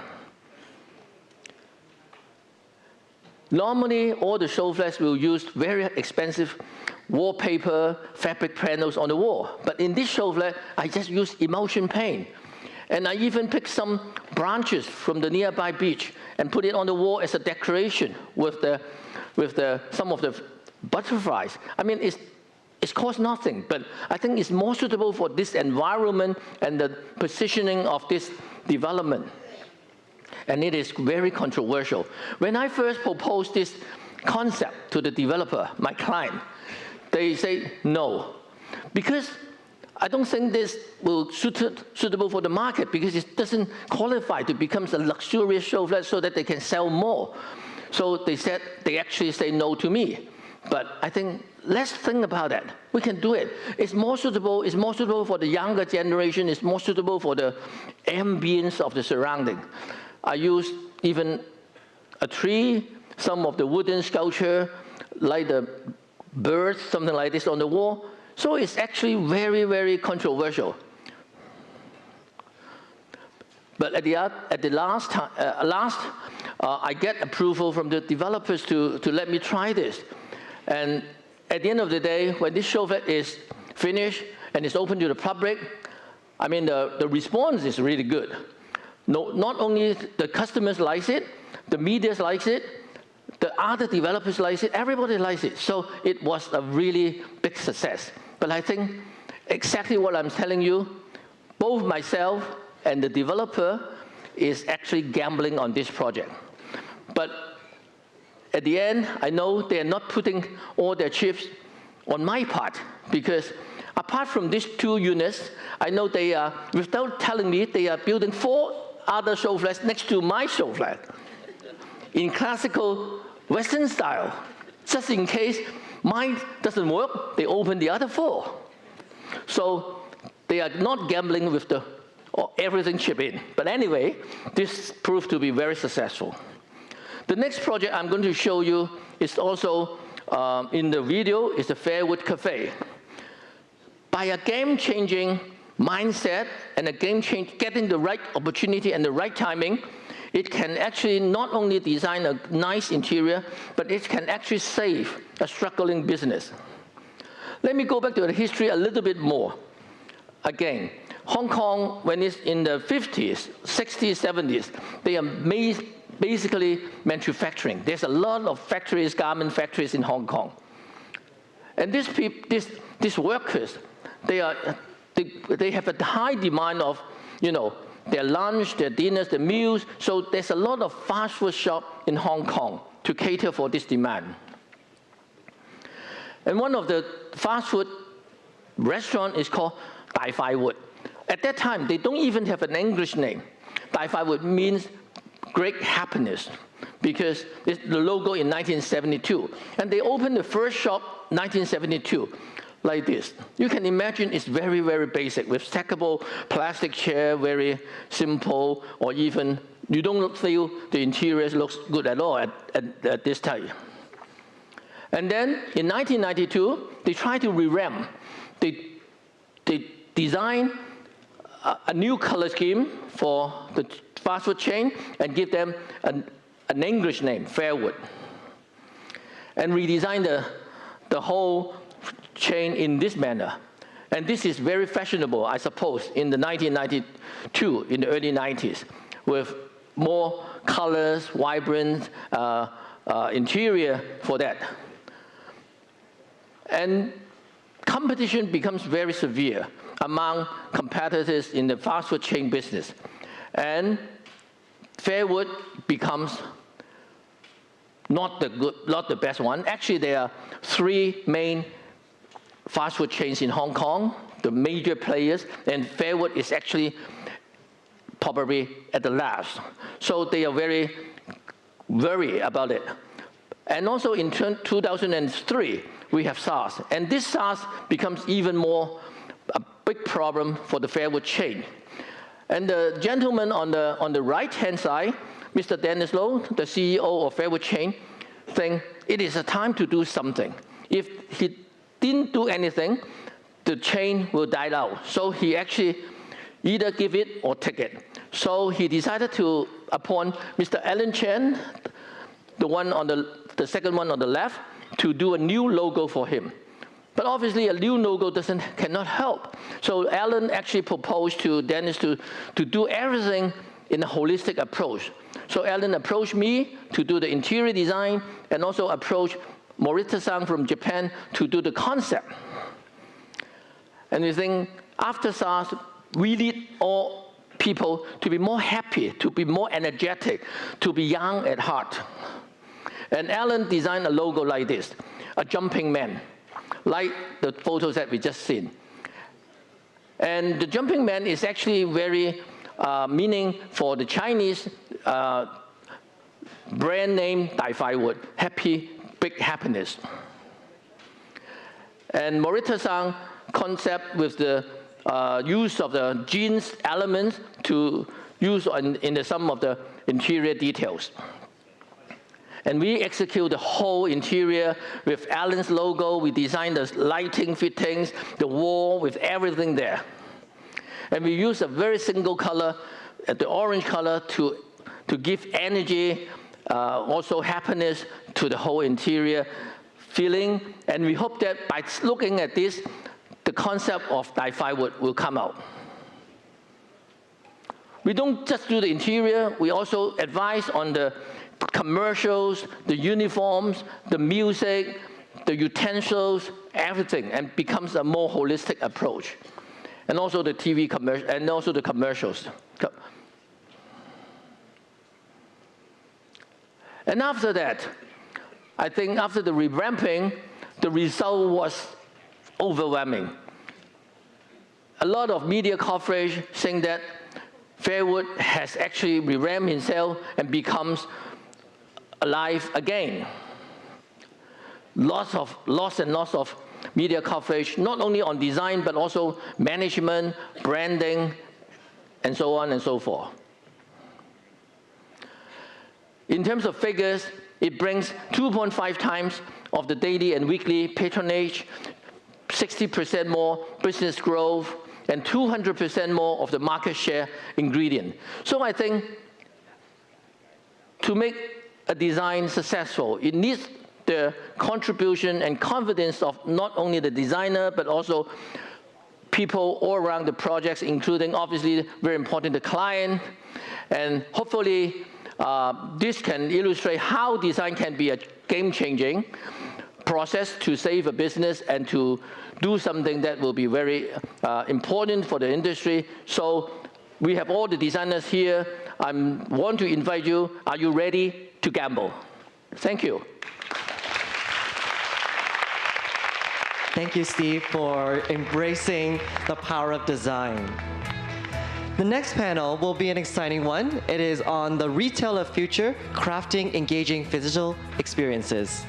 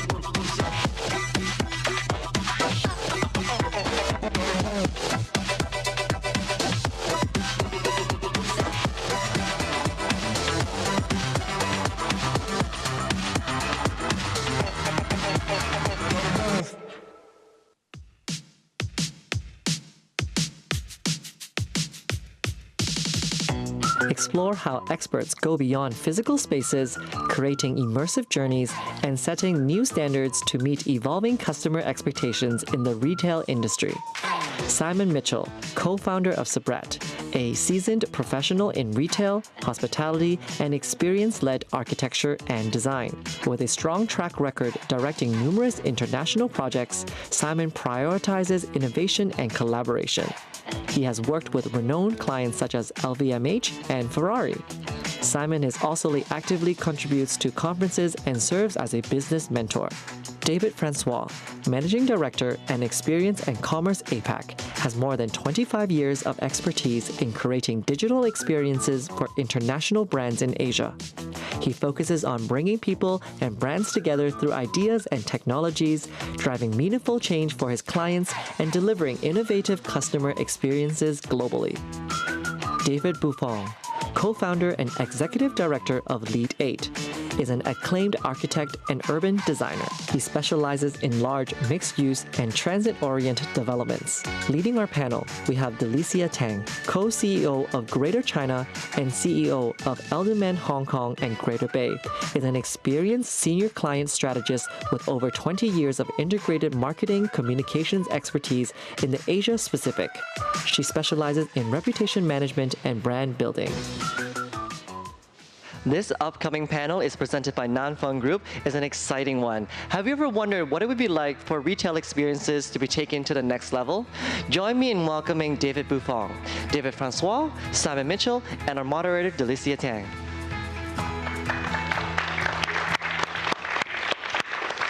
Hello, everyone. Everybody's favorite hobby in the city of Hong Kong? Shopping.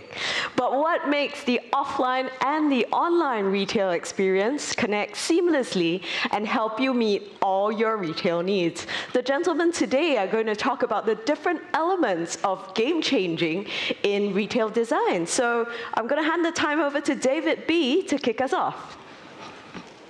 I'm going to stand if that's okay. Thank you very, very much to the Business of Design Week for inviting me to join this panel. This is an exciting time in the retail sector. We've been working in retail for many, many years, and the landscape has completely changed because people patterns, circulation movement has changed. The way people live, work, and play has made environments completely immersive. Historically, we would have said the best destinations are about people, culture, and nature. Today, we have to add technology. Many of the schemes we work on are based on this concept of 15-minute city, which everyone would have heard of, 5-minute walking distances, 20-minute neighborhood, I think if you're in Australia or in some parts of the world. But our mission is to try and bring mixed-use development closer together to public transport to make things more efficient. We want to digitalize all of these environments so we can bring technology to make places work more seamlessly. We've been working on a number of projects in Asia. This is our project in Chongqing for Hong Kong Land, which has a botanical garden at its heart. In addition to the botanical garden, it's got library, museum, education, all these things which actually what cities normally have. It's actually bringing the city into a compact, mixed-use, neighborhood, immersive environment. And this is really, really exciting for us. And I've only have 8 minutes, so I'm just going to really take you through a few of the slides and give you an idea of some of the exciting things that we're doing. Arts, culture, and landscape is very, very important. We've been honored to be working with Sierra Land in Nanjing, where we mixed this 700-year-old historical building with art, and we worked closely with an artist to create a very interesting piece of artwork, which was bringing digital to the city. Big, bold facades, everyone's competing.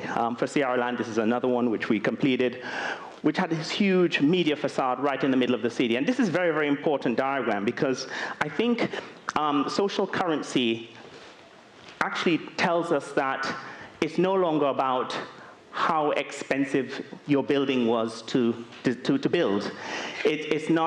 It's not about who is the smartest building, which is the biggest. It's actually completely different, and the value of a building is now being redefined. And I recommend everyone make their own diagram in their own business, a social currency diagram.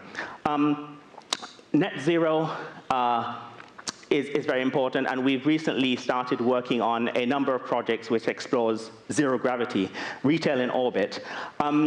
It's quite interesting, because imagine you were asked to take Pacific Place or IFC, and you, instead of having it at the ground, you put it at the top of the building. And these sort of third place retail clusters really depend on the Phygital technology to make them work. How do you get there? There are a number of other projects in China which are doing these sorts of things. This one is in Nantong. I think I've dropped my microphone, but hopefully the sound is very, very clear. AI and robotics is also very, very important. Many of our mixed-use projects are now exploring the new technologies that are on the market. This very interesting vertical and horizontal mobility within buildings will actually transform the way we work and live and occupy and circulate around our piece of architecture. And mixed in with robotics, this could be very, very interesting. Public space is very, very important. And the idea of how we circulate both vertically and horizontally is super important. This building had a park edge, which was very interesting and became a canvas. So our buildings can become almost chameleons to our city, bringing art and culture and social sort of identity to our destinations. We think strongly that Phygital experiences should be meaningful, and architecture should be meaningful, and many of the projects do that. They have strong stories. We're honored to be working with Henderson Land in central Hong Kong, working on a project which we call the Bridge. It bridges the Victoria Harbour with the interland. It bridges this urbanity of the city with the park. It becomes a bookend to central. And it also looks at the opportunities to turn the concept of a building inside out, where there's balconies and terraces and rooftop gardens and a botanical park that spans the entire property. And this is really unique, because if we start coming up with a really interesting narrative and making places that are more meaningful, we end up creating places that people believe in. We could actually allow our cities to thrive and become almost chameleons with nature. We also do a lot of work with Phygital environments which connect to the past. In Beijing, in Choyan district, far west, we're working on a project. We did a master plan for a project in Shaogong. And this was very unique, because it's the site of the Winter Games, which took place a couple of years ago. It's probably the most interesting site I've ever been to. These huge historic pieces that were used to make steel. And we went around the site looking for all the opportunities that we can find. There were a lot of warehouses that had old steel and brickwork, and we thought, well, why not the retail be inspired? It's a new destination, but why can't it be inspired by some of the old? So it's highly we use a lot of technology to get people around.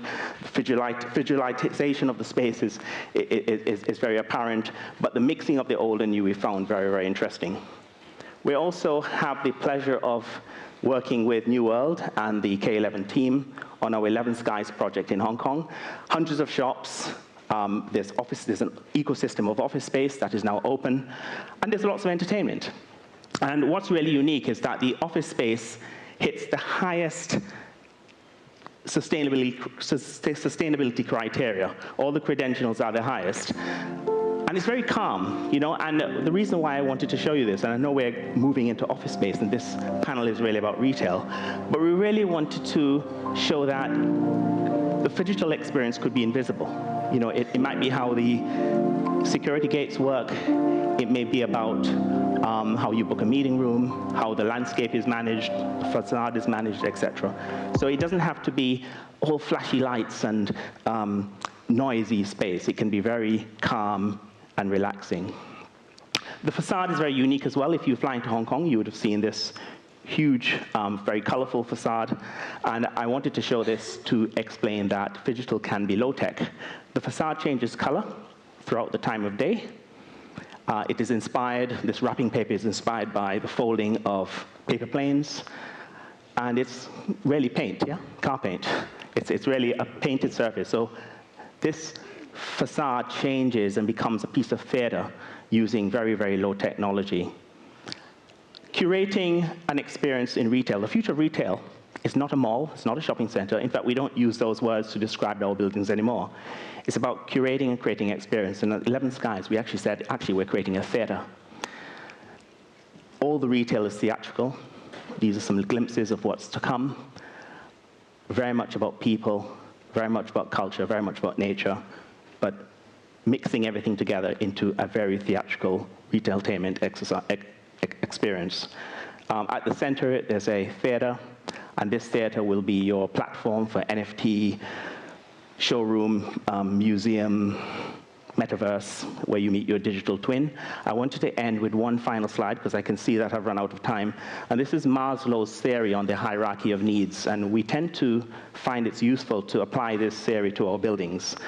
For those of you who know this diagram, the bottom is the basic needs. And if this was a building, you've got a roof over your head, you've got safety, security. If it's a retail destination, you've got shops, restaurants, you've got all the things, the basic needs. Then you have the psychological needs, and we feel strongly that the psychological needs are perhaps your digital, but could it be more? So I've left a question mark on my last slide. Is it digital plus? What is the future of retail? Thank you. Thank you. Thank you. What is the future of retail? Joining the dots and really then making sure that you go beyond the physical space. So David F., over to you and your presentation. Thank you, Delicia. So just to give a bit of context, TAG is a global omni-channel agency, and we celebrated our 50 years anniversary last year. Congratulations. Thank you, and we joined the dance group just recently. So my role is I look after the experience and commerce practice around the region, and what we do effectively is we help brands to leverage technology to deliver, design and deliver experiences both online and offline. So we talk a lot about experiences, but to us, I think what is important to explain is what experiences is. And in our world, experience is a sum of all the moments that are delivered throughout the customer journey and the digital touch point that result in a positive or negative experiences. And if that positive experience is delivered consistently over a long period of time, then it creates a relationship. And that's where brands create a personal relationship and connection with the customer. We all live with brands that we buy every day that we don't question, and those brands are embedded into our life. And really, experiences to us is creating those personal connections. But what is interesting is when we ask organizations, 80% of organizations believe that they deliver a great experience to customer. But when we ask the customer, only 8% of them agree with that statement. So there is a big gap between what brand thinks they are delivering and what is actually happening. And that gap is the expectation gap. And it represents a massive opportunity for brand to drive growth by closing that gap. So already, brands are now living in the expectation business. And customer expectations are an ever-changing, evolving, it's a moving goalpost, because customer expectation can change during a lifetime. It depends what they buy, when they buy, why they buy it.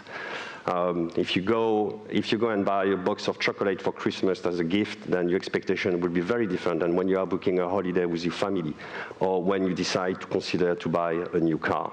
So really, trying to be personal and meet those expectations is what will deliver a seamless experience.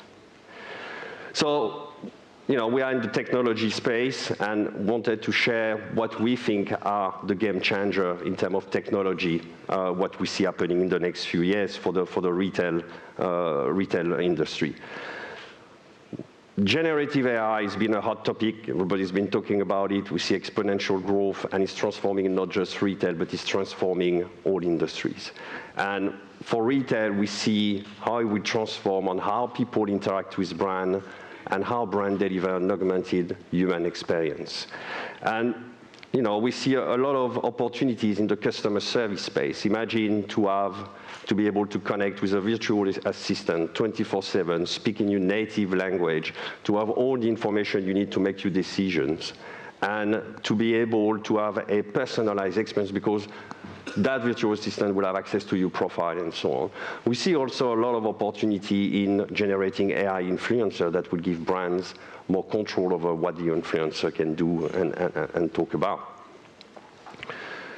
And of course, in real life, shopping and digital experience will blend together. And I like what David said about transforming the retail and becoming more an entertainment, because that's where we are going. And what we see is that technology like AR, VR, XR, MR, and so on are not really new, but what is happening is accelerating, because now they're accessible, they are embedded in our daily life. Our device can really embrace those types of technology, and there is a high level of adoption across users. And tomorrow, it won't be online or offline anymore. It will be a virtual shopping within the physical. And we will have different touch points, different technology to connect the shopping experience within the physical. And for that to happen, what we see is we see the rise of ecosystem. Physical and digital are a singular ecosystem that is powered by microservices-based architecture.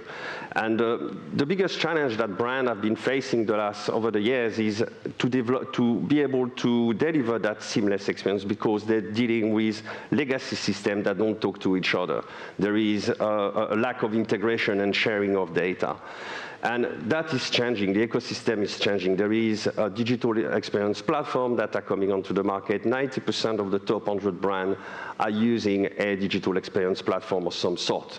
And those digital experience platforms give brands the ability to provide, to create, manage, distribute content, but they also have commerce and transaction capabilities. They have data, personalization, automation, and all that built around strong analytic capabilities and AI.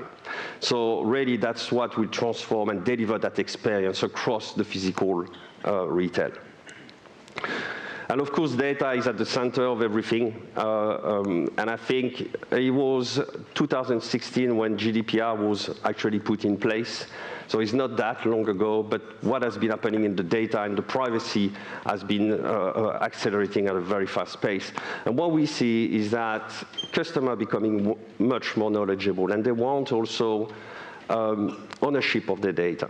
And that will change. We've seen also the shift from first-party data and how those data are not being shared. It's going to be more and more complex. And we see probably a tokenization of the ownership of data to the customer, where customer will be owning their own data, and brand will be competing not just to acquire customer, to acquire the data, and they will be rewarded for that. And finally, we've heard a lot of different things about sustainability in the previous session with caring and with the hospitality people. It's great to see that that is on the top of mind of of the panel that we've been hearing the last few days. But we really believe that climate change will drive the sustainability agenda. And with all the regulation that coming in from the EU and will trickle down to Asia somehow, where organizations are obligated now to measure and report the carbon emissions. And for that, there is a big challenge on tracking scope 3 emission and how do you trace and how do you calculate those things and how can you reduce those carbon emissions. And probably technology has a role to play. It's not necessarily the solution to everything, but it definitely has a role to play to support that change and that transformation. We really believe that what we're seeing with climate change and that sustainability transformation will drive the next 10, 20, 30 years. And it's a massive transformation that will disrupt the retail industry and beyond. So to us, retail of tomorrow is personal, is connected, is human-centered, and is sustainable. Thank you. Thank you very much. So it's very clear that when we're talking about retail and going phygital, it's not just about the space, it's not just about making that purchase, but it's really about the third place and the experience. Simon Mitchell, over to you. Thank you. Hi, I'm Simon, co-founder of Sybarite. We're an architectural and design studio based in London. 22 years old now. I've got 38 different nationalities in my 106 people on the payroll, which I think is a beautiful thing in itself. Average age is 35, so I'm the old guy at 52 in the studio. We do like it shows up here on the screen, we do everything: architecture, master planning, digital design, interior design, monobrands, malls, but it's not just that. And I think the next slide really shows how we think about everything at all scales. I'll design anything from a teaspoon to a skyscraper, and everything in between. But I would argue, like here, we designed a perfume bottle for Marni back in 2003. And actually, Consuelo Castiglione, the owner of Marni at the time, she gave me this beautiful ashtray that she bought in a second-hand shop in Notting Hill. And she had this shell as well, and she was making her own scent. So she wanted us to create a refillable perfume bottle, but based on an object of desire, an object that you could caress, that was tactile. And instead of using your index finger to trigger the perfume, we created this object which you use your thumb to trigger the. So it's those sort of. Everybody wants to be connected to something or someone. It's no different in design, it's no different in love, it's no different in work, and it's no different in retail. So scale, for me, is completely irrelevant. There's an A to Z slide of the things that we do here, but I think that is so important, and the barometer for our studio is always the customer. Always imagine yourself as the customer. Ever since the age of 9, I wanted to be an architect, but also I was heavily dyslexic. I couldn't read until I was 14, but I also was obsessed with collecting fashion magazines. And my mum was a seamstress. My dad was a typesetter in the printing trades, obsessed with graphic design. So I guess I grew up in this kind of theatre of design and making things. I went to see the Catherine Hamnet store in Sloane Street in the mid-80s. Beautiful, designed by Nigel Coates. It had fish tanks in the window. This kind of pirate scene to entice you to go into the store. And I think I was 17 years old at the time. I was just blown away. And I realized that fashion brands were starting to hire architects. And I think it was like an epiphany moment for me that this is what I wanted to do. And this is all I've been doing for the last 30 years. So it's a beautiful thing. There are, maybe I'll jump onto, this is SKPS. If you saw my keynote earlier on, I would have introduced you to the SKP story and the SKPS. We've created 3 chapters. We're thinking outside of the box, so we want to attract a younger demographic. We're dedicating 65% of the areas to experience rather than product. We're forcing the brands into smaller spaces. We're forcing the brands to come on board with the narrative. So we've created 3 chapters in the book of SKPS. In Beijing, we started with Life on Mars. In Xi'an, it's a return or rebirth, returning from Mars to a post-apocalyptic Earth. And in Chengdu, it's all about parallel worlds and how gravity behaves differently and species evolve differently. So these are sort of tools to engage with that younger demographic and to introduce them to the world of the SKP portfolio. And then finally, I love this little animation. This was the opening just recently for all the brands to celebrate the opening of Chengdu, now that all the brands are able to travel. And this is the intention of the park. It's a place to experience. And it's a gift back to the city of Chengdu of a 140,000 square meter public park that you can use 24/7 all year round. But also 1,300 brands are represented in this park. It's a flagship model for sustainable construction in China for the 2060 mandate. But also, we can create things like this. It's a place for concerts. It's a place for pop-ups. It's a place to meet. It's a place to shop, to dine, and to really fulfill pure pleasure seeking. Thank you. Thank you. Those were amazing case studies that we've seen, from the perfume bottle with your thumb and not your index finger, to the great places that we're making, to the great technology that is enabling that whole new experience. So gentlemen, let's get Phygital from a design perspective. Well, I've been waiting to say that all day, but thank you for sharing those case studies. I think, the possibilities are endless. Earlier in the Power Talk, we also heard about the concept of timing being really important to realize great design. So perhaps if I could start with David B., what are the key elements of making a project successful, given that you've worked from city to city, the briefs have been different, but really what are the key elements to true success, if you will? Well, I would start with the word collaboration. Mm-hmm. I think historically, what was the mistake of the past was everyone working in isolation. And I think the successful future of great places is getting the expertise from all categories collaborating and working together. We're finding ourselves for the first time doing that. We're experimenting with different types of retail environments. You might have heard of co-retailing, which is, well, you've heard of co-working and co-living. There's also co-retailing, where we bring all the retailers together and create immersive environments. This can only be done using online platforms, the Phygital environment, where we can communicate the touch points, the trade. So it's quite an exciting time for us. And I think the future is very interesting, is ever-changing, and we have to adapt. One of the things we say to all our clients, the most important things about your building, whatever you build in the future, is for it to be flexible. The flexibility and the adaptability of your product is super important. It needs to be allowed to be changed from retail to office space, whether it's a hotel or service apartment or residential. We need more interaction, more changeability in our built environment. Thank you. David F., from your perspective, we talk about that nimbleness.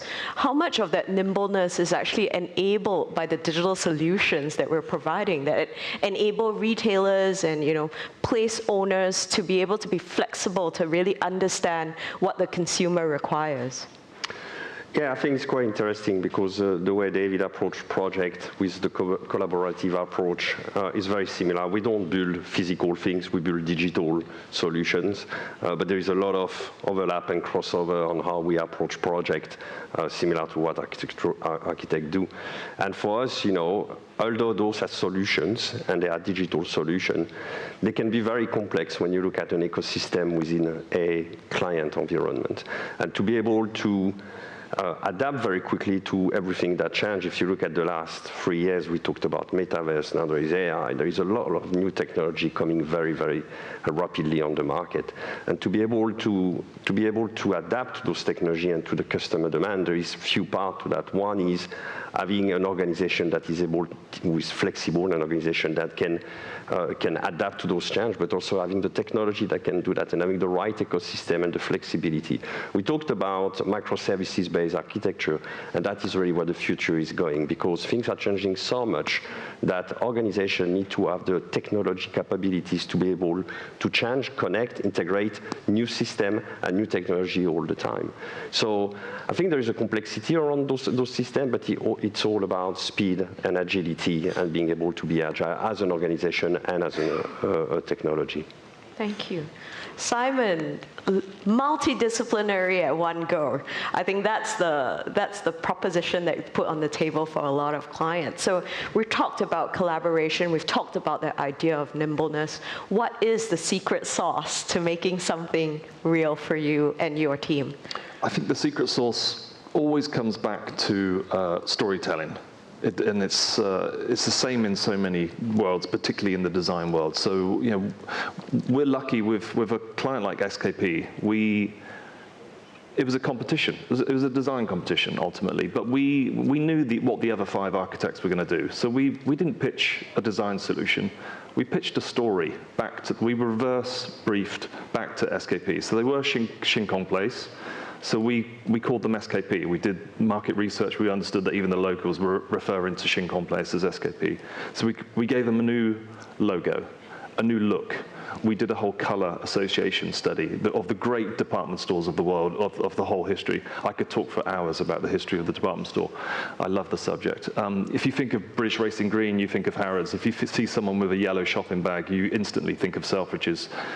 Pink was a color that wasn't used by any department store in the past. So we did the whole 9 yards of that story back to the client to say, you are SKP. You are going to become China's #1 iconic department store. And this is the journey that you need to go on. So we designed shopping bags, tissue wrap, staff uniforms, staff name bags. We did all of the pictograms, the wayfinding, all the little, right down to the little lift buttons, but we didn't design any architecture or interior design. So we pitched that back to the client. He was completely seduced and fell in love with us because we understood the journey that he needed to go on.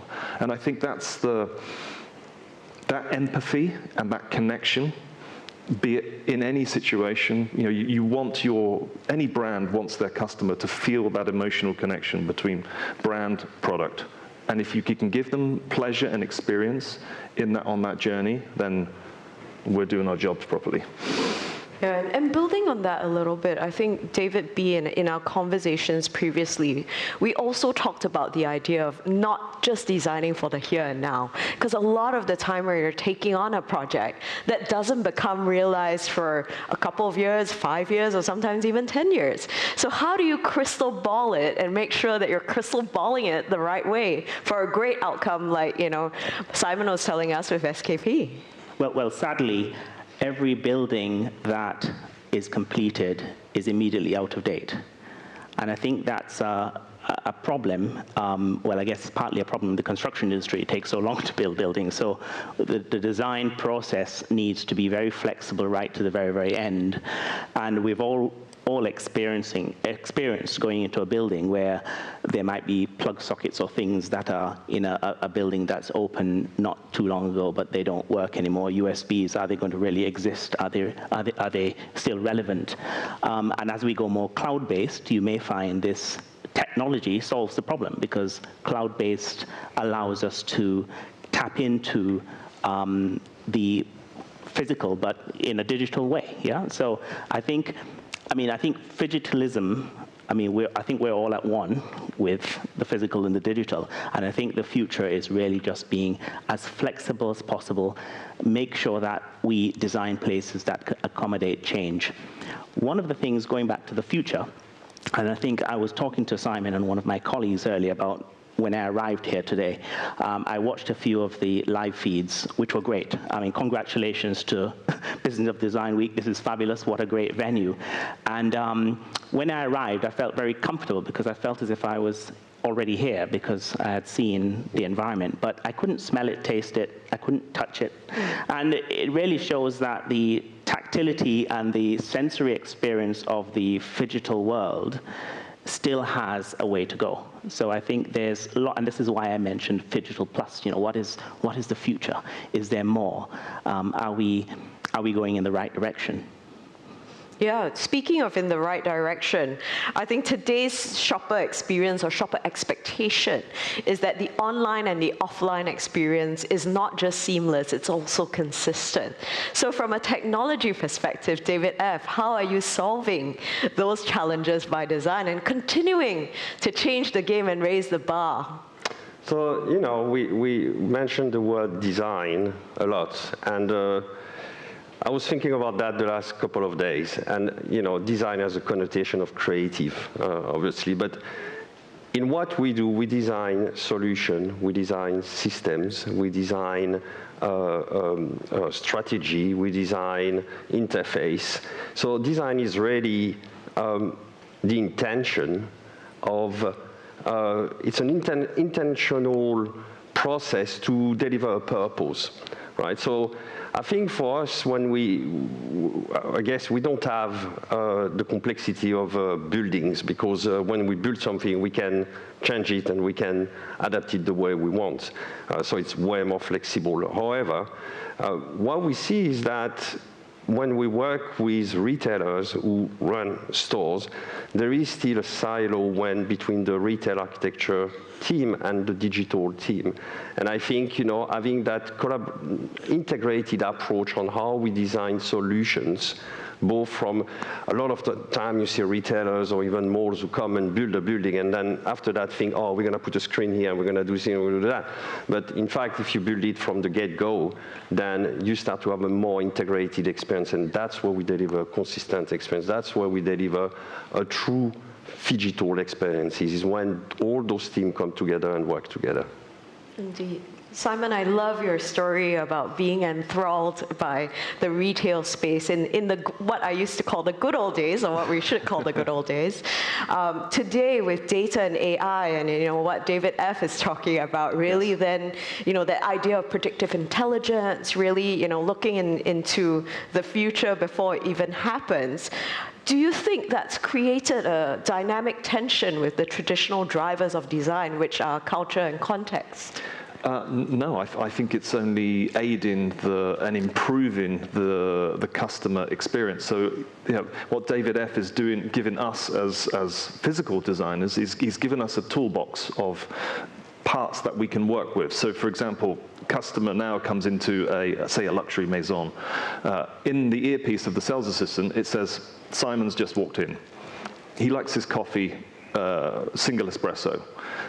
Last time he was in here, he bought a pair of black skinny fit pants, size 34 waist, and he's going on holiday with his wife to Mauritius in February. And this is the data that's being fed live into the sales assistant so that they can then curate that experience for that customer. And the customer it's like peeling off, I use the metaphor of an onion skin, peeling off those layers of that experience. So then that sales assistant will then automatically select pieces for me in the fitting room. I can then go into the fitting room. The lighting's got to make me look fabulous. The angled mirrors are going to make me look even taller than I already am. I can then instantly use my Spotify playlist. I can put music on that I like. My coffee comes to me, and then. It's all the other things. It's how many times I've used the bathroom when I've been in that store, et cetera, et cetera. So the customer, we're just adding more. You know, I mentioned earlier on in my keynote, you know, more is more, and it really is. It's just more and more and more, and it becomes more and more demanding for the customer. But that's the barometer on which we read our success in the spaces that we're delivering. So yeah, the more hidden the tech is, the more beautiful the experience, because you have that human interaction. Because the house of cards of the experience can come down if that staff treats you badly, or there's or you go unnoticed in the store. So all of the components within the retail experience have to be in balance. And once you have balance, you have luxury. Speaking of balance, in the last 5 minutes that we have on this panel, I wish I could chat all day, but when we talk about the idea of game-changing design in retail, what is the first thing that comes to your mind as being most important? David, I'll start with you. I think ESG. I think the future of retail has to embody all the elements of good ESG. I think that's my answer. Is this the last? Yes, it is. Yep. I think it's adaptability, and we don't know what we don't know. We don't know what will come on the market tomorrow, so we have to build a culture that embraces change and be ready for what's coming next. If I can unpack that a little bit, how do we do that? That's all about people, right? As they say, culture is strategy for breakfast. So building the right team, the right culture, and that adaptability to change and being able to tackle whatever's come next. Thank you. Simon, game-changing, top of mind? Game-changing, yeah, it's a nice strap line, isn't it? It's a Bobby Dazzler clickbait. Game-changing is, I think, the relentless pursuit of consistency, doing exactly what you say you set out to do. And that takes focus, that takes patience, that takes a lot of love. It takes a great team, it takes great collaboration, it takes respect, it needs the art of ego death. Yes, that's what it is for me to be a game changer. Indeed. Thank you so much for your time, and thank you everyone for joining us in this conversation about game changing in the retail space by design. Thank you.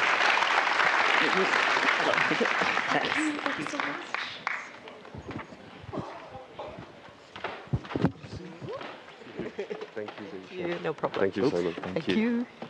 Thank you, Simon.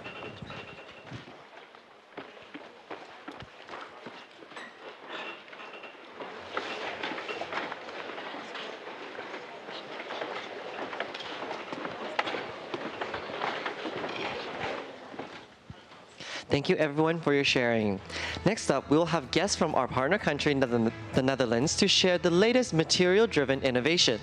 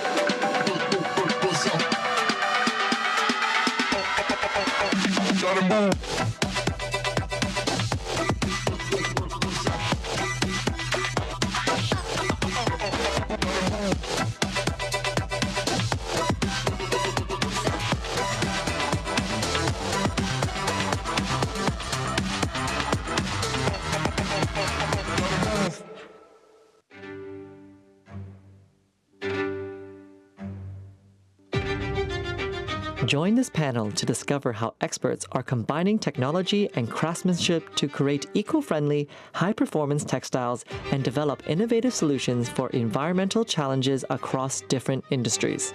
Nienke Hofvliet, the founder of Studio Nienke Hofvliet, is dedicated to fostering a holistic world by raising awareness for social and environmental concerns in textiles, leather, and food industries. Presenting innovative alternatives, the studio's work has garnered international recognition and has been exhibited in prestigious institutions like Artepileg, Centre Pompidou, Cooper Hedwig Design Museum, among others.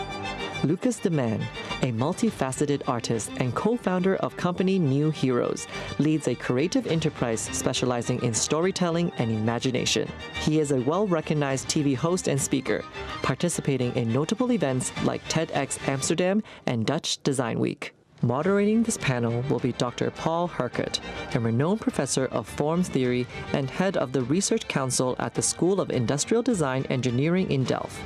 His research explores the impact of products on human experience and behavior. With influential books like Vision in Design and Design for Society, he is a leading figure in the Dutch creative industry sector. This panel will unpack how materials drive innovation and reveal societal changes they hold by Dutch expertise. Please join me in welcoming Lucas de Man, Nienke Hofvliet, and Professor Paul Herkert.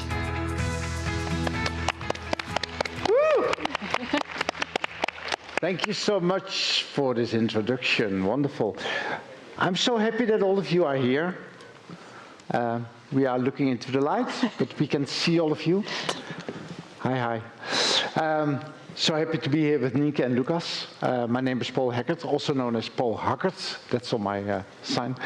I'm a professor of form theory, but and I was wondering, why did they ask me to moderate a session on material and innovation? But actually, I was thinking about this today. Many years ago, I had a PhD student on smart materials, light and touch sensitive materials, and what that can bring to our world. And that same PhD student later started a laboratory where she started experimenting with all kinds of materials. In the beginning, I wrote it down, with shells of oysters and mussels. Later, with mycelium and bacteria. And these are also all the materials that came by in your presentations this morning. Seaweed, fish skin, human ashes, mycelium, potatoes, hemp, alga, bacteria. What is there not to explore in the material world, I would say. But before we will discuss this with these two great designers, Nienke will first give a 3-minute pitch about her work. Right, Nienke? I will try my best. Please. let me see if the presentation is visible. Yes. So my name is Nienke Hoogvliet. I'm the founder of Studio Nienke Hoogvliet, and I've worked with many different biomaterials. For example, seaweed, and an artivist is also what they call me. So combining art and activism, and with all the projects I do, I try to raise awareness for topics around sustainability. And seaweed is one of the materials that I used to create this rug. It's called Seamy. I made it in 2014, and the yarn is made from seaweed knotted by hand in a discarded fishing net. And with this project, I wanted to raise awareness for the plastic pollution, the issues we have with polluting the oceans, and at the same time show the beauty of the oceans and the source it can be for sustainable materials. I went even further. I didn't want to stop at making yarn from seaweed, but I also wanted to see, can we use the seaweed to its full potential? So can we maybe also make natural dyes from seaweed? That's when I made this collection of a few objects where every material is made from the waste stream of seaweed from the process before. So the seating of the chair is made from seaweed yarn, dyed with seaweed. The paint of the tabletop is also made from seaweed, and the balls are the final material. You can also make great colors. Different seaweed give different colors. But then I also worked with fish leather, a waste material.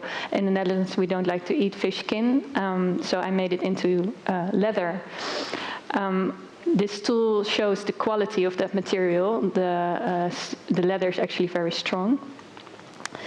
Then I worked with used toilet paper to make bowls, tables, and lights. It was a collaboration with the Dutch water authorities, and they reclaimed the used toilet paper from the sewage. It sounds disgusting. It is also a bit disgusting, but they clean it, and then it's actually perfect material to use again. I made an urn from bioplastic, also made from sewage, more colors, also made from sewage. And then I realized we also need to change the way we interact with the products we use. And I think transparency is very important in this. So that's what I researched in this project of 2 carpets, where people could see the full process of how, where the sheep lived, to who made the carpet, how much time it took, what were the prices, everything. And then I asked the audience, how much do you think these carpets are worth when you know everything about the production? So to conclude, I hope this is it gives a bit of insight in my holistic approach to design. Wow. Wow, exactly 3 minutes. Amazing. Very good. Just one question, Nienke. This morning at your presentation, you said, I want to go beyond circular design. Could you explain to us what you mean with beyond? Well, I think with circular design, we look at how things can be used and reused, but maybe we forget to look at aspects like working conditions or animal welfare or even crafts that were used or skills. Yeah, sometimes maybe we think we have found a solution when we create a biomaterial, but yeah, we need to think also about how is it produced, or how do we interact with the product that we made, because for example, the seaweed yarn, it's a very nice, sustainable material, but if we only wear a t-shirt made from seaweed yarn 7 times, as we do now in general, then it's still a waste of the seaweed. So we need to think about all those aspects as well, and that's what I mean with going beyond circular thinking. Okay, yeah, this reminds me of a particular movement that's going on now. Maybe it's a little bit academic, the more than human design, where we give a voice to non-human artifacts or systems. Is that part of your thinking, that the material also speaks for itself and has a voice? No. Am I stretching it too far now? Okay. Yes. Yeah. Yeah, I understand that movement as well, and I think it's interesting. But yeah, for me, I would prefer to stay a little bit more realistic because materials don't have a voice. But not yet. Not yet. Okay. Yeah. the second designer on our bench, Lucas de Man, the man. He will also give a 3-minute pitch if the presentation is ready. It's there. Yeah. Is it there? Okay. Lucas. Thank you. Hi, everybody. Hi. My name is Lucas de Man. Good news, I'm from Belgium. So then we know that. Okay, I am the CEO of 2 amazing companies, Company New Heroes and Bio-Based Creations, both of them based on the same principle, collaboration between all kinds of creatives. So we do many different disciplines, from books to documentaries, TV shows, theater shows, installations. They always told me, Lucas, you have to focus. So I said no. And I'm still here, so that's the good news. And we, just for this session, I selected a few of our projects. I think the main thing that we always do is that we deal with the changing value system. So I believe that we had for 100, 150 years, and some would argue maybe for 350 years, we had a value system based on individuality, based on greed, you know, trying to get as much money. Success is you are alone and have a lot of money. That is like the highest attainable position in the world you can have. I believe that we are done with that system. I mean, it's going to take 20, 30 years to really change it, but it's over because we don't have the resources anymore, because people, especially young generation, is longing for connection again. So that's why we make projects. And when it comes to materials, we made a pavilion with mushroom mycelium on the outside, and then on the inside completely bio-based, so the rain could come through the cotton roof and was feeding the plants. The floor was completely made out of potato and out of cattail, so completely plant-based. I didn't make any of this. I just thought of the concept, and then we worked together with amazing designers, like, for example, Ninko, who worked their asses off to create beautiful materials. So thank you for your ass.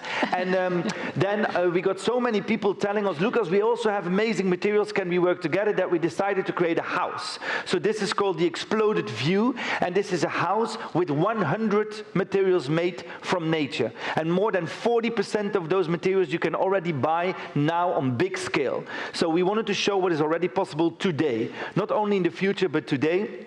And this house has many beautiful materials. We also made it into a smaller version so that it can travel. And everywhere we go, we work together with local designers, because we believe that it's a local universal story. So you have to tell the story universally, but work together locally. So what we did is also work in Hong Kong together. For those who know PMQ, thank you. You can visit PMQ until Sunday, because we have an installation there together with Dutch and Hong Kong based designers, all bio-based, showing what is already possible in Hong Kong. Because it's not a Dutch thing or a Belgian thing or European thing, it's a world thing. So in Hong Kong, you can create amazing materials. You already have beautiful designers, and we work together to show what we are doing. So you can visit that until Sunday. And I want to close my 3-minute presentation by saying that I think it's very important that we not only talk about sustainability, which means to continue what we are doing to sustain, but a little bit greener, but we have to talk about accountability. That means, what do you really strive for? What do you think is really important, and act upon it? Because we can say, cars, oh no, cars, it's too much carbon, let's make them electric.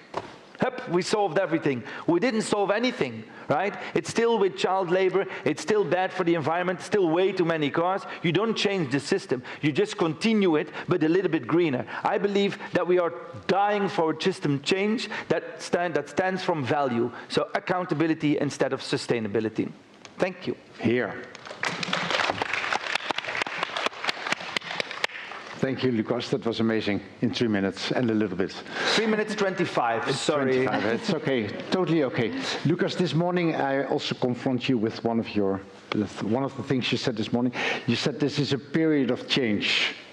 It's always a period of change, you said, but even at the moment, it's even more a period of change. Yes, can you explain that a little bit? Every 10 years, every generation says we're going to do things differently, which is good. That's why, we have children to confront us with our own problems. But once in every so many years, you have a big cluster coming together of change. And that means that the value is going to change, the way we do things from A to B are going to change. And it's not because the next generation is so smart or innovative and so on, or more than it used to be. It's because we end things. And when you have a few moments ending at the same time, that means that it's is asking not for some innovations, but it's asking for philosophy. That means values. That means really thinking what is important and acting upon it. Okay, that's wonderful. That's a perfect bridge to my next question for both of you. But I start with Lucas, if you don't mind. This whole notion of values, that's a recurring theme. It's the main theme of your work, right? Yes. And all the things you do. And now we get a little bit philosophical. I hope you don't mind. Where do these values come from? Because we all have values. We humans have values. We as a community have values. We have value systems, and they change through all kinds of contextual factors that we cannot control. But if you say we want to change the value systems, whose value systems are they? Well, I think we don't want it. I think it is changing. Even if I want to keep going on with the old system, I can't, because the old system is coming to an end. So it is changing with us or without us. The good news about a changing value system is that you can, of course, take part. The bad news is that nobody knows what is the answer, and there's never going to be one answer anymore. So it's internationally, locally. I think the best thing you can do is look inside yourself and thinking, what is for me important? Is for me important working 100 hours a week and ditching all my girlfriends and then being lonely and cry in my bed at night, but having money? Is that important? Is it important to have a status that other people think something of you? By the way, other people never think something of you because nobody cares. Everybody thinks about themselves. Or is it important that you work with each other? Is it important that you find collaborations? Is it important that there's still nature? So everyone for themselves has to answer. But it also means don't work for a company that doesn't share your values. Right. That means don't go to a relationship with someone that doesn't share your values. Sorry to interrupt, but many people, many designers, but also probably many people in the audience, they feel, my work is so sustainable, and then you just have this disclaimer at the end saying sustainability is not to go for. You need to go for accountability, which is a different value. Yes. What we say to all these people who think they act sustainably and think they are doing good? No, I think there's no good or wrong here. Okay. Right?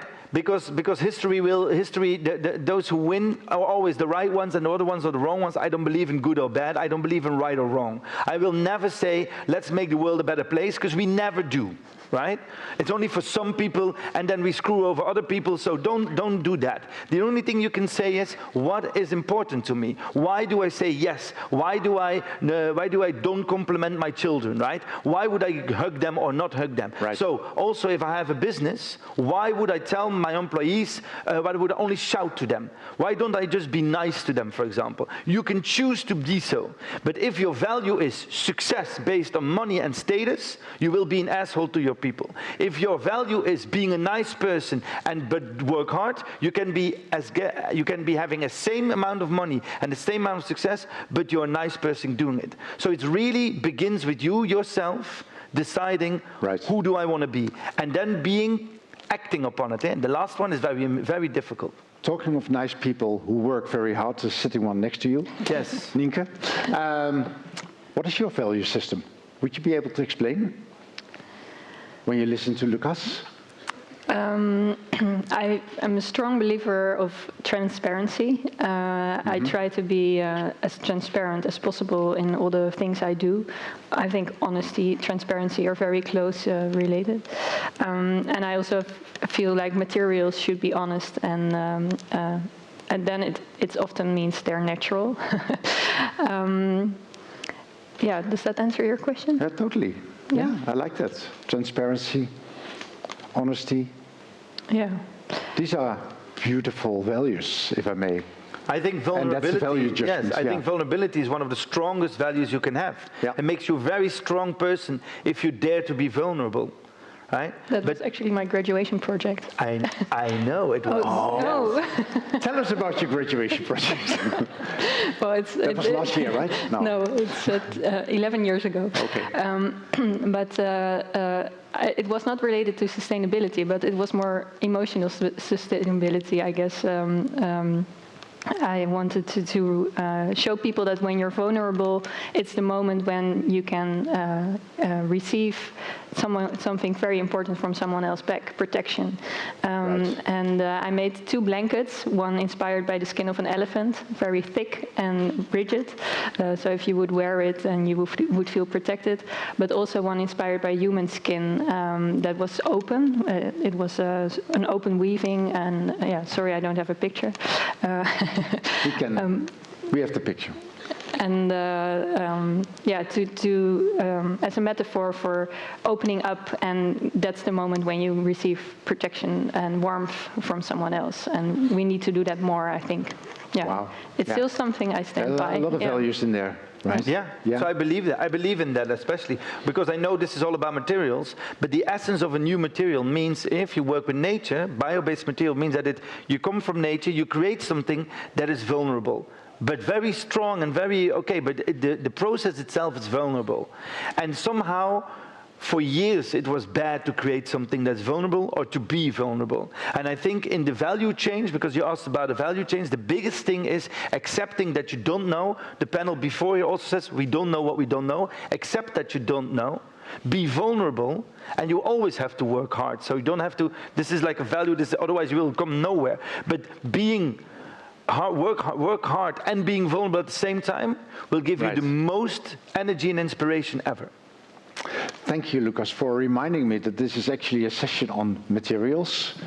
I was trying to get rid of it, but never mind. We can talk about materials as well. What fascinates me is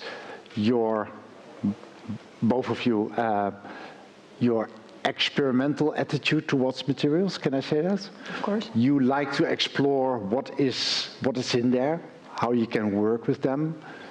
It's very clear in your work, Nienke, but also in yours, I would say. Yeah, we work with people who work with materials. Yeah, right. Okay. We don't do the work. We just present it and be very happy about it. But you find the right people then. Yes, you have to find the right people. Yeah, we invest a lot in finding the right people. Yeah, and they represent the materials. Yes. Okay. Like bacteria. So indirectly, we talk about materials. Used toilet paper.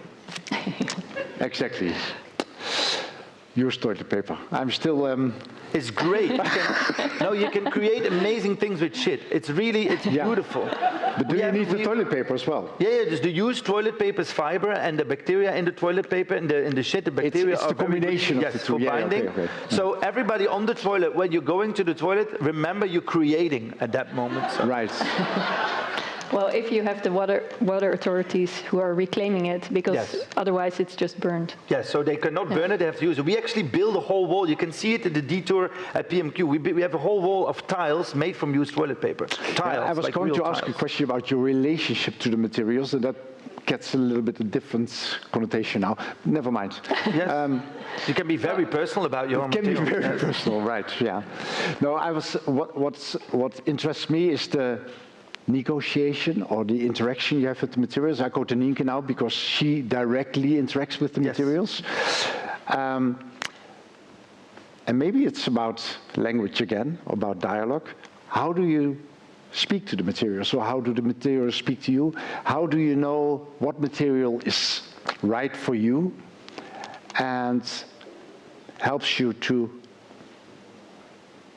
initiate that creative process? Could you say something about it?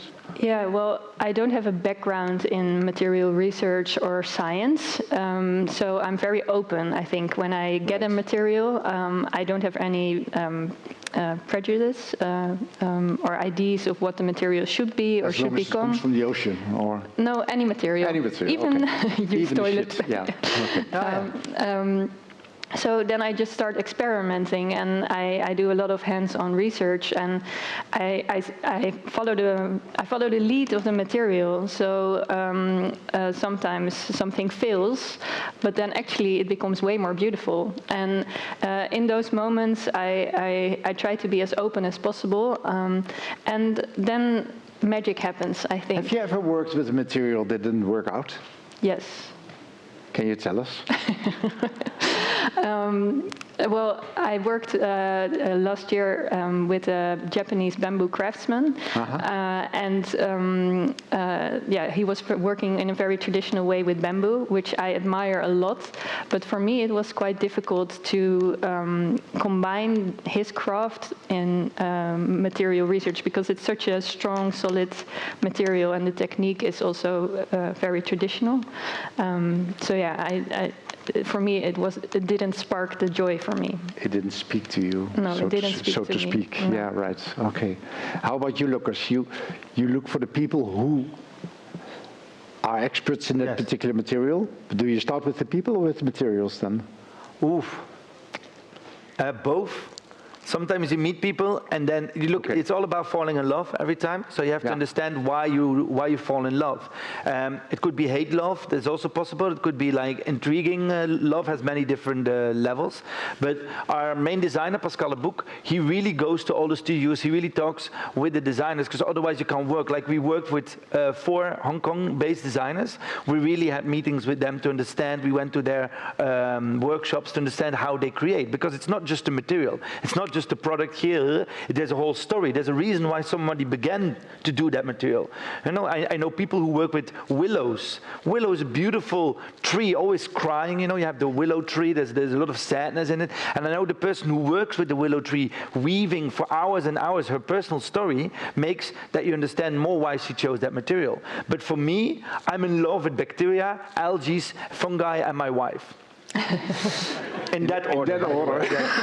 And she knows, and it's okay. She knows in the end. No, because bacteria, for me, bacteria, what I love about it, it's the future. Because I mean, what is possible already now is with the plants and the seaweed. I mean, it's going, the next 5 to 10 years is going to go super hard, right? Already now they are building houses in Holland that are completely bio-based. Same price as traditional houses. But if you really want to know what the future is, bacteria.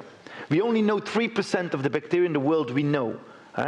Not only by name, but what they do. So there's so much to be discovered. And bacteria are amazing. They are here since the beginning of mankind, and they will be here way at the end, long when we are gone. And they can do amazing things. And what Nienke showed also in the pitch just now with the 2 carpets, that the story, where the material comes from, how it is produced, the whole system that is behind the material and the production of the, well, let's say the artifact, it's so important to tell that story. Yeah. Who made it, where is it made, in what circumstances. And how do you tell that story in a house, for example? Well, you tell it in many different ways. You tell it that people can touch, because materials should be touched. Yeah. Right? A lot of design is like, look at it. You go like, okay, I just looked at it. Now what? You know. So you have to be able to don't lick it. Right? Somehow people in Holland like to lick things. I mean, like. And smell. Yes, smell is okay, but lick people, you know, and touch things. They lick your house. Yes, they licked my house. It's okay. It's we washed it. Anyways, so they can touch it and they can feel it. That is made of the toilet paper. Yeah. There's some lick toilet paper used and they didn't know before. You know, so it's okay. It's okay. Dutch people are weird. Anyways, people touch it and they feel it, so you should feel material. Second thing is you should give information, like a passport, like very dry information. Where is it from? Who made it? What is it made? But thirdly, and this is very important, we always use storytellers. We always have trained storytellers, people who are trained in telling stories. Also here in Hong Kong, I wrote a whole script. It was translated into Cantonese so that people really can tell the story of what you see here and make people think. So we do all these layers together. And is it like on a next to the? No, it's live people. Yes, I know it's very strange to have real people, but we never do design without real people standing next to it to tell you the story. Because I hate when I come into a room and there's all little thingies with like one sentence, and then I walk, I take a picture, and I go home. You know, it's like lovemaking without actually being together. Would be interesting for a museum as well, right? All the exhibits. No, we do this in museum as well. So we work with. Totally. I mean, I have already 10 years a TV show in Holland about art. Why do people like this? Is because now it's like you have to understand by what. By just seeing things, you know? So a lot of young people go like, I don't want to go to museum, I don't want to go to design. But when there's like a real person enthusiastically, with passion, out of loneliness, often telling, you know, what do you see, what do you think with this, people get enthusiastic as well. Right. So I believe in passion. Should have passion. How do you tell the story behind your work? I think I'm not good enough at it yet.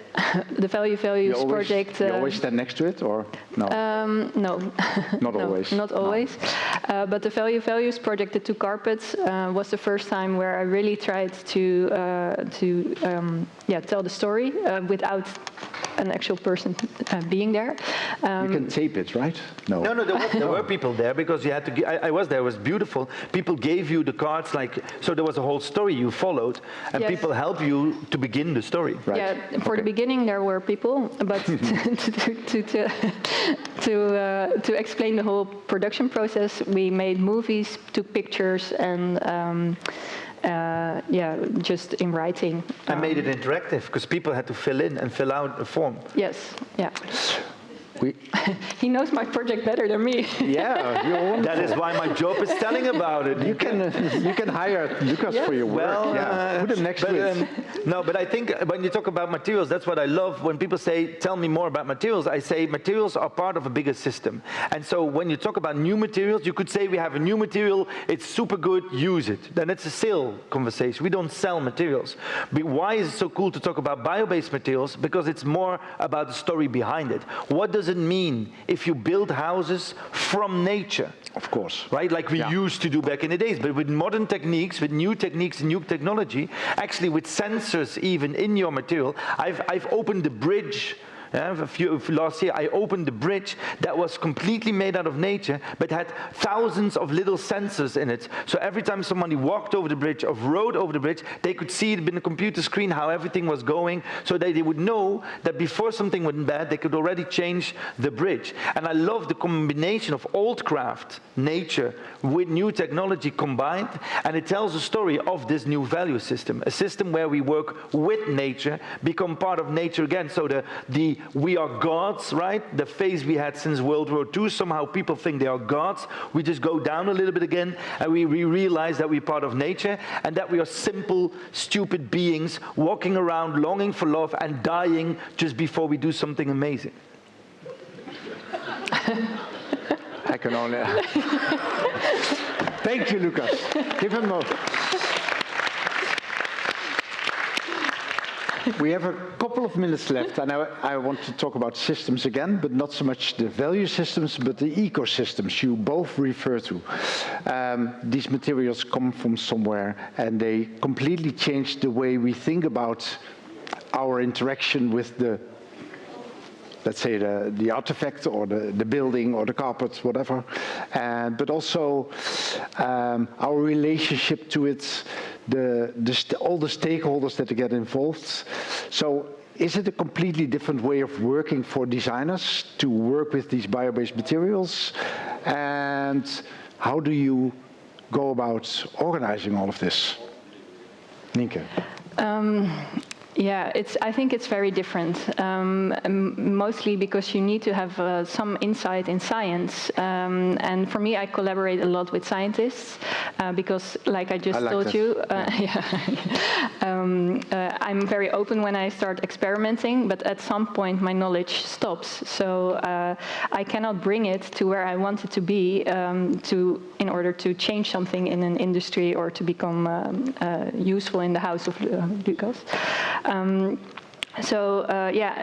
The way you work, it becomes very different. You need to collaborate a lot more. I think before designers could more easily work on their own, make sketch models, and then bring it to an industrial partner. That's old school now. It's old school. Okay. Yeah, we need to collaborate. Yeah. And can you say a little bit more about that, the kind of collaboration, how that works? In your practice, in your daily routine? Yes. Well, I think it's very nice. Sometimes because I don't have any knowledge about science, I tell sometimes the scientist, yeah, my material works like this. And then the scientist researches and they think, it doesn't work like that. But often I'm right. Okay. So, it's like playing ping pong back and forth between the scientists and me. And I think that way of collaborating, it also helps the scientist to look at his or her material with a new perspective, and that way it becomes so much better. So I think collaborating is super important. But also with the production side, I mean the fish skin, where do you get the fish skin? I get the fish skin at the fish auction in The Hague, the city where I live, because there they get the fish from the sea, from the boats. They clean it, and there they have really big containers every day with just skins that are thrown away. And they're glad to give it to you. They're glad to give it to me. How wonderful. Yeah. Lucas, ecosystems. I think that's the most important word.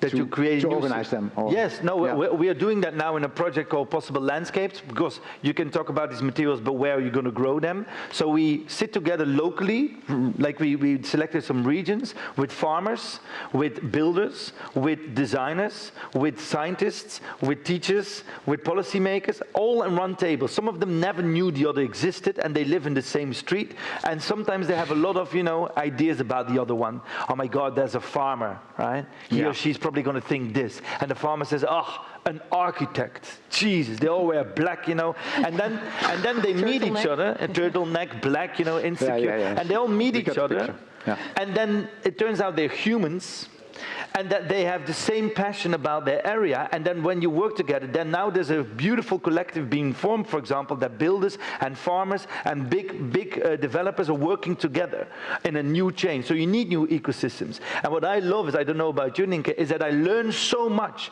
I did some studies and I went to the university and yada yada, but now I know about soil, and I know about nature, and I know about bacteria, and you learn, you get paid to learn, which is, it's almost like your job, but you have to learn others, and I can just, take it all in and then create some design with it, and then, talk about it to everyone. Well, teaching is learning. Thank you so much. I learned so much in this half an hour. Give them a warm applause. Thank you.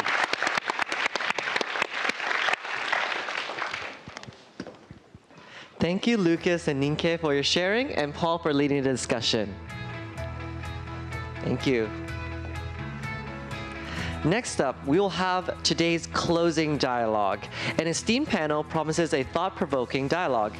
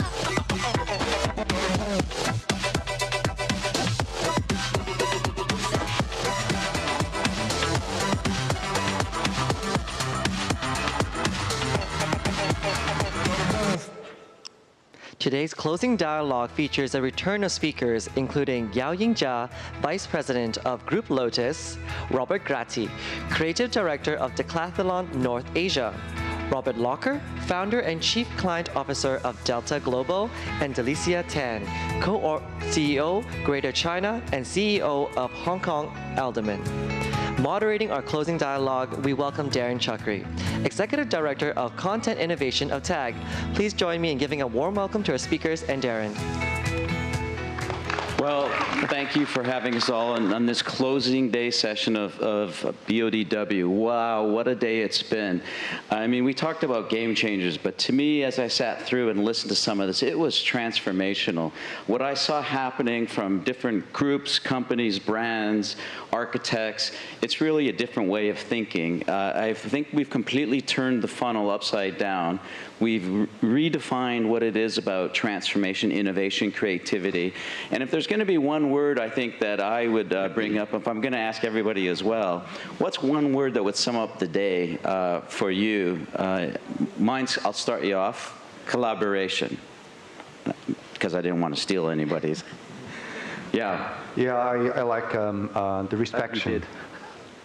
What was that? Your respect. Oh, respect. Yeah. Mine's opportunity, primarily because we have these discussions and they open the doors to so much more. Robert? I struggled with this a bit. There's so many words. But I went with simplicity because I really like the act of keeping things simple, which allows us to enact and accomplish easier. Robert? I've got to change mine now because you stole mine. Oh, see? I would say fearlessness. Fearlessness. Mm-hmm. It's a constant push. I think Simon talked about that as well earlier today, saying, you know, you have to be relentless, right? You have to keep pushing, no matter what we do and how we look at it. There were some interesting stories today, you know, from Washi Jeans, where, you know, interested from 3 generations of 364 years of his family making sake in Japan. And him all of a sudden starting the idea of how do I be sustainable at the very beginning, creating jeans, denim that we think, well, it's cotton. This is how we make jeans. No, let's make it out of washi, paper. You know, we use paper in Japan for all this. It's sustainable. Who would have thought you could make jeans from paper? And it's incredible jeans and incredible lines. And I think this was the theme that we had, is that you have to look at the beginning and start these things. And, you know, from perspective on consumers, you know, we talk about us and how this is a circular world, but what about the consumers? How do we bring the consumers into this? You mean how we bring the consumer on the future? Yeah. I think normally, you know, my background is just a designer, so right now I'm in charge in the business, end-to-end business. So I think it's very important how you are, it's still related with my word, is respect. Mm-hmm. So how you are considering others, you know, their emotion, their feelings, and also you can also try to switch your position. You know, what I want and what you want and what does she want. So I think this is very important, how you change different angles thinking about, you know, the customer. we say customer driven. Do we know what the customer wants? Do we have to change? I'm just going to jump in very quickly. I think really as a consumer of design, and for me, design is a passion. The key thing is that sometimes fundamentally we tend to forget that design is to improve life. Design is to provide additional access from a consumer perspective. I was listening to all the panels today, and it's great that from a luxury perspective, we can definitely change the agenda, generate the demand for sustainable products, and really then talk about accountable brands. But at the end of the day, are we really listening to the consumer, and are we putting the consumer at the start of that design journey? That's my question today. Well, let's talk about luxury even, right? You know, I think that we've talked about today that we're really redefining the entire definition of what luxury is today. Yeah, very much so. I mean, I think, you know, we spoke a lot in the panel that we were on talking around about, you know, how you listen to your consumer. That's the first thing. Listen to your consumer, interact with your consumer, but equally don't be scared to be involved in the education with your consumer. You know, listen to what they're saying. Or you know, we've done some studies, and something like 63% of Gen Zs are crying out for more information on things like sustainability in the packaging, sustainability in the product, and try and debunk that myth that if it's sustainable doesn't mean to say it's a lower quality. Yeah. That's the key, is don't be scared. And that's why I changed my answer to fearlessness. Be fearless in your pursuit of a better way of doing things. You mentioned about designing for a better way. 100%. Absolutely 100%. And it's just push those boundaries, but in small steps. And transparency, I think, is a big word that we have to start seeing more and more, using technology that we can show the consumer 100%. Now, you know, what's happening on the apps, what type of, you know, sustainability and process you're using. Yep. You already used the interesting story today about when you go to your store, how you just unpack everything right at the store and leave them with all their packaging, which really throws a loop. What's kind of the driving force behind that? Well, I used to do it because I'd ride my bike and I didn't want to carry all the stuff back, right? And so I just did it for self kind of preservation, but it also just started making a point, and it's stuff I'm going to put in the garbage anyways. You know, I have to go home and put it in the garbage, so why not just do it there? And then if everyone started doing that, the stores would write some emails back to the brands, and the brands would listen better than if just I wrote one email. So it's something I still do sometimes when we get really excessive packages. My wife hates it, but I'm just like, I don't want to carry this, and I just leave it there. But you also had a point that, can one person make a difference? It's one bottle, one plastic bottle, big deal, or I'm not. It's, you know, is it? Can it make a difference? How does it make a difference? I think it can make a difference. If another person sees you filling up your water bottle and they're like, oh, that's cool. Oh, I feel so bad. I'm, you know, using this disposable. And it creates this effect, especially today, especially in China when we have the digital red book and people see this, it's instantaneous. And 10 million people, oh, I want a water bottle where I don't have to have disposable water bottles anymore. And then it changes the whole scene. And it's happening every day. You know, there's different sports that just pop up, and if the right people play the right sports, then all of a sudden everyone's trying. If I can build on that a little bit. Didn't you say, you know, if every person, you know, let's say Hong Kong, we got 7.5 million people. Believe it or not, I think every day we go through 7.5 million bottles of plastic in Hong Kong. And you say, does one person make a difference? Here too. You weren't supposed to bring that up. There are 4 up here. Yeah. No, I was just going to build on that and the idea on the last panel. What really struck me was the idea of accountability versus sustainability. So there's that personal accountability for, I'm going to bring my own water bottle, and there's also the accountability from a brand perspective, where brands need to be conscious, and when briefing the designers, say this is a consideration as part of that process as well. So I do think that accountability could be the missing piece to really helping us get closer to the idea of zero waste and a better circularity route, if you will. So changing topics a little bit onto this, game changing and transformation. Today we saw some of the most incredible projects, experiences. We talked about Phygital, how we're changing the idea of what the retail store is, that we're completely upending this from what the traditional retail has been. And now it's connected, it's engaging, and I look at all of the projects happening in China that I saw today, and it just absolutely was mind-blowing to see what's happening across all of these. Compared to, I go back to Los Angeles, and I go, oh my goodness, everything still looks like it was from the 1950s. Why is China so far ahead in some of these things, comparatively? And your perspective would be interesting. So, you're in the UK now, right? Yeah. And doesn't that feel like that was like a time warp back 20 years? I think if you think about, some things on the system background, it's not just, from details to details. If you think about more bigger pictures, it's very interesting, how people understanding right or wrong. So sometimes it's not the wrong or right. Sometimes it's about, how was the social trend can building the values for most of people. I think today is very good samples, especially this momentum. So I like sharing the words, again, it was respect. So now our customer, my customer right now, is there who people sitting over there. So I think, I remember someone sitting there for whole days. So I think this also encouraged me. And also I like, to create some values for them. I think building the system for society also the same way. So how we're building the harmony relationship and the people respect each other.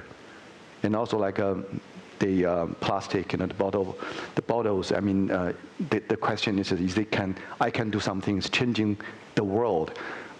I don't think it's important. I think important is that you do this one. You feel you are good. I think do these things is mostly important for yourself. And also, of course, you can influence others. But the first one, are you happy you're doing this one for yourself? Comments on that? We brought in Netherlands here. You guys are doing some amazing transformative, sustainable, circular projects there. But it's interesting, as you say, what's it like in Europe compared? I think the adoption in Europe is a lot slower, and I think there's a misconception that, if you come from Europe, you say, well, why are we going to do anything? Because the biggest polluters are China and Russia and everywhere else. And it's a real misconception. If you consider the key sustainability initiatives or accountabilities in China have been going since at least 2007, and the change happens like that. And I think that relates back to knowledge and sharing and fearlessness and pushing boundaries and all these kind of things. And when you look at businesses that you work in they're all very different. Big PLCs have shareholders and share price and all the rest of it to work with. We're in a fortunate position where we're not a huge business. We don't have outside shareholders, so we can take investment decisions, for example, that are almost counterintuitive to a perceived commercial business.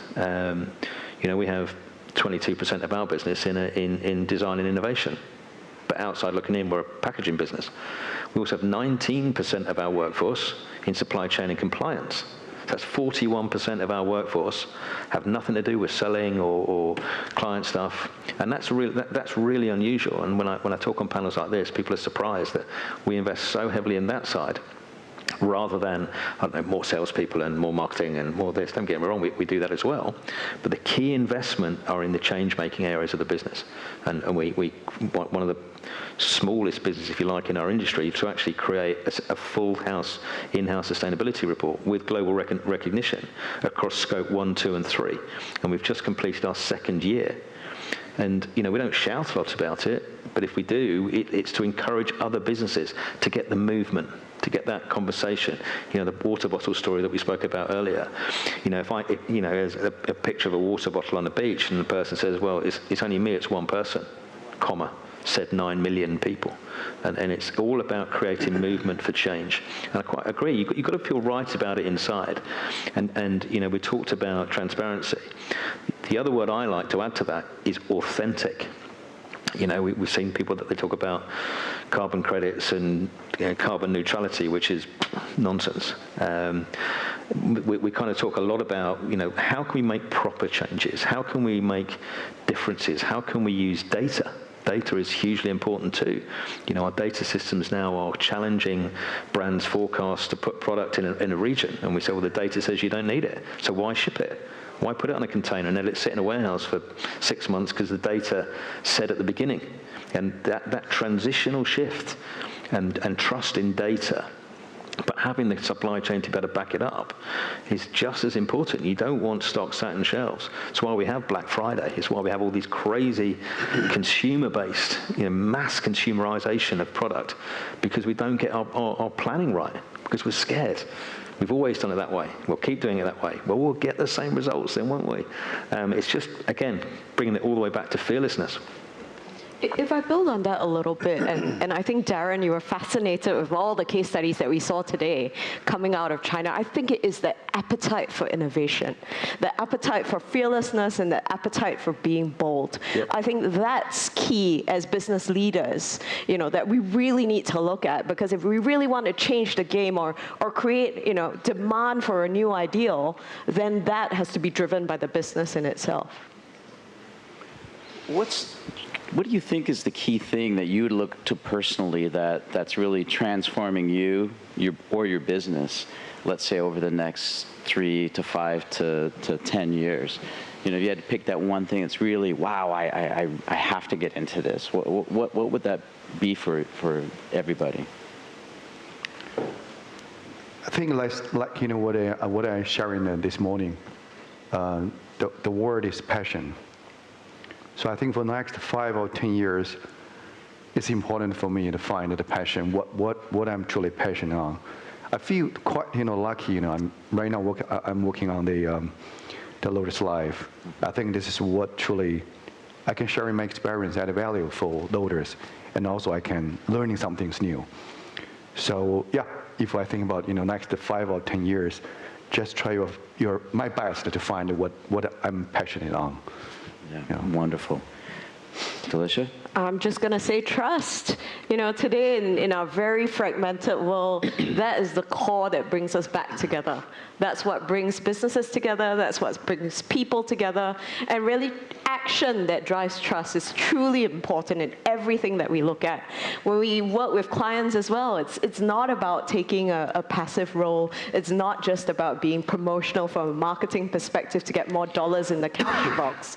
You know, it's also really important to think about what real impact you're driving for communities, and not just being a brand that exists, but a brand that engages as well.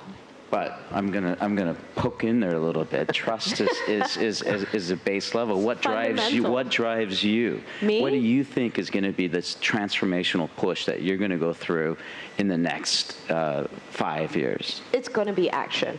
Right, so again, not taking the easy way out, having the tough conversations, and really making sure we're creating impact, as opposed to just talking about creating impact.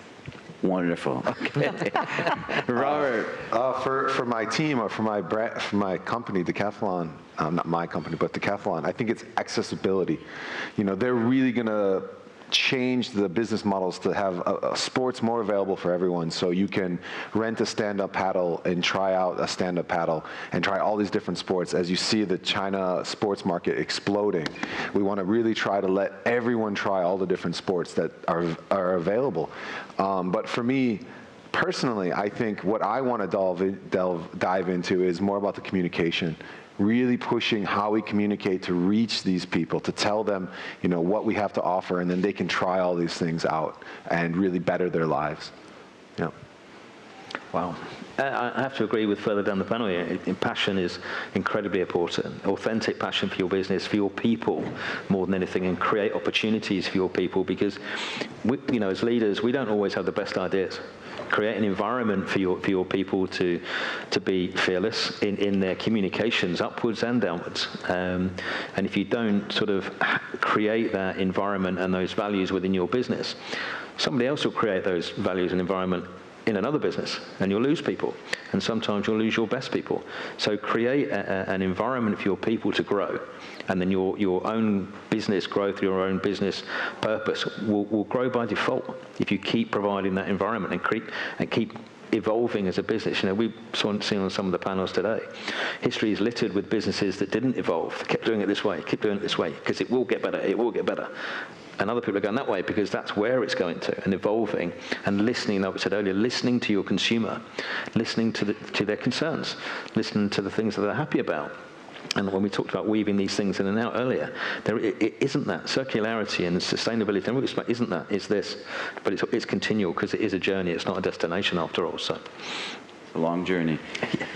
There was an interesting conversation thrown out earlier that said something about throwing away human-centric design, the concept of it. And maybe we have to look at how do we redefine that and use these words like, you know, human-centric. Is that just like, should that be a bad word, or is this something, you know, how would we reposition this or rebrand that? Was that your word, right? It's a very, very good question. I mean, for me, technically, I mean, the user-centric or human-centric was not really important. For me, it's how you're thinking something inside out, outside in. And also how you find a very basic reason why the problem here. I think design and technology and others is resources. You leverage different skills technically and solve the problem. I think this is important. And also building the harmony relationship. So to be honest, I'm not really concerned, you know, user-centric or human-centric. It's not important. You know. And it's interesting also talking, we saw a big wave about biophilic designs. How do we use natural? How do we start re-talking and reshaping the conversation and also nature, right? And how important were we connecting all of this? Any of the key takeaways, where do you think Hong Kong's going to be in 20 years? If you had to do a little bit of a snapshot forward, what does Hong Kong look like in 20 years? I don't feel qualified to have this conversation.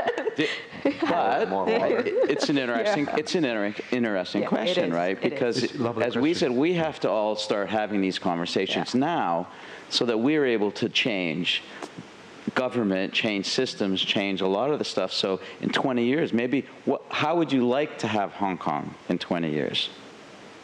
I've been here 18 months, so I'll jump in with my scratch the surface conversation. I think for me, the key thing is that there's so many Hong Kongers that we meet in the community who are so dedicated to that idea of eco-friendliness and sustainability.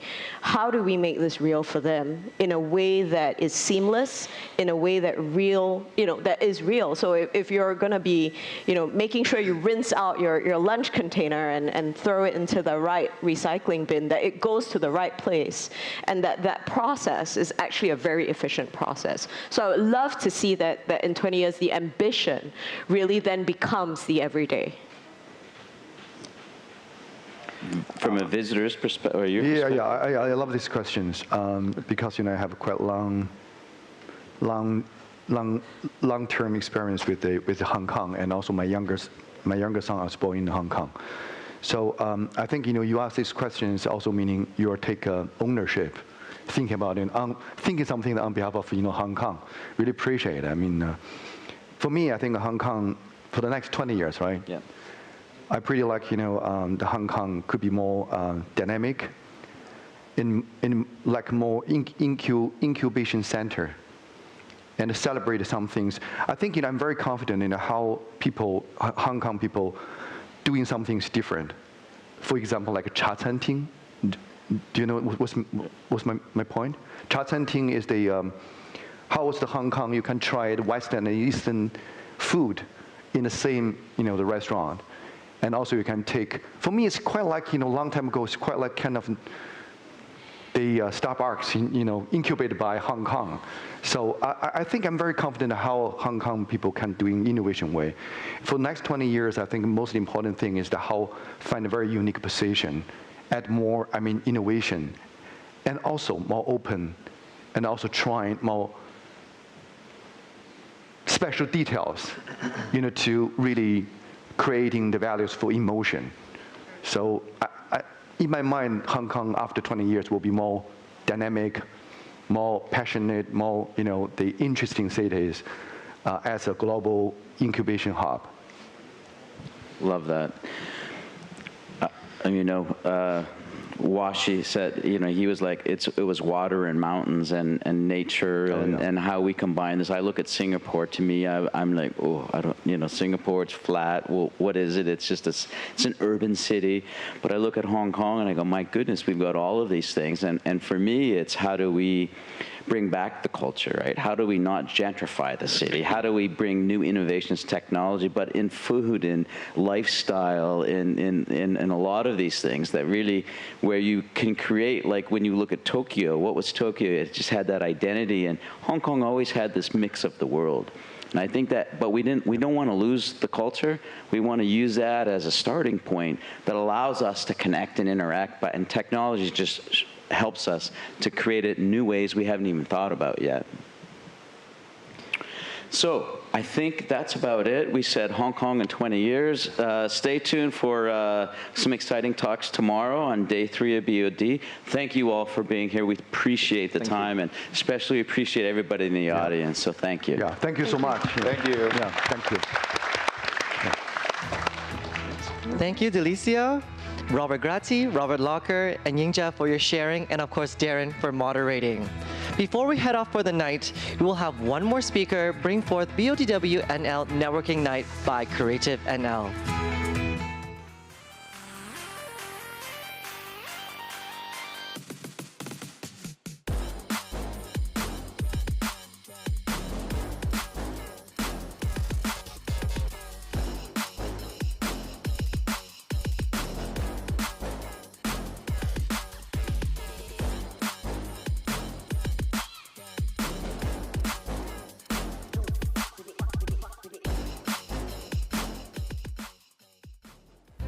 Every morning is a new dawn in Hong Kong, fueled by fresh ideas and endless energy. Hong Kong is looking ahead, a unique place that not only embraces change but prospers within it. Hong Kong applauds ambition, salutes hard work, and rewards effort. Hong Kong is a place that speaks your language, shares your aspirations, and accepts you for who you are. Hong Kong is a place that welcomes the world and is home to multicultural communities from across the globe, with unrivaled access to mainland China and connected to everywhere. A place that glows with energy and pulsates with power. A place to live, to love, to thrive, and to succeed. A place where the whole world comes to look ahead. So come and say hello, Hong Kong, and let's look ahead together in Asia's World City.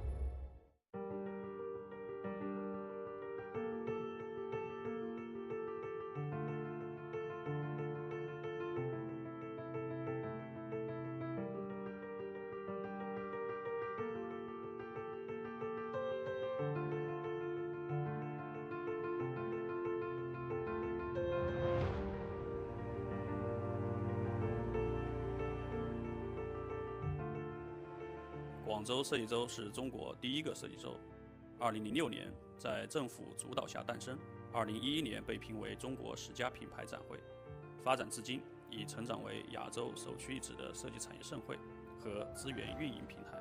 早在2007年，广州设计周便获得了 IFI、ICSID、ICODA 国际3大设计组织联合认证，全球同步推广。10几年来，广州设计周与意大利、英国、以色列、荷兰、丹麦、日本、美国、捷克、墨西哥等多个国家的使领馆和官方组织已合作举办了众多设计文化交流和营商活动。秉承伙伴天下的运营理念，广州设计周已建立起遍布全球近40个国家和地区200座城市的广州设计周合作伙伴资源网络，发起举办了一系列国内领先、国际知名的设计展会、奖项、论坛和游学活动，是中国乃至全球设计师发现灵感、激发思维、展示成果的重要平台，被誉为设计师的家。自诞生之日起，广州设计周坚定地提出以商业化推广设计的运营法则，并推出设计加品牌、设计推广与品牌营销的 B2B 商务运营模式，首创了365+4全年无休的运营模式，也是首个提出设计驱动产业升级、产业成就美好生活观点，并列为目标使命进行实践的设计产业资源运营平台。这是广州设计周，我们一起的广州设计周。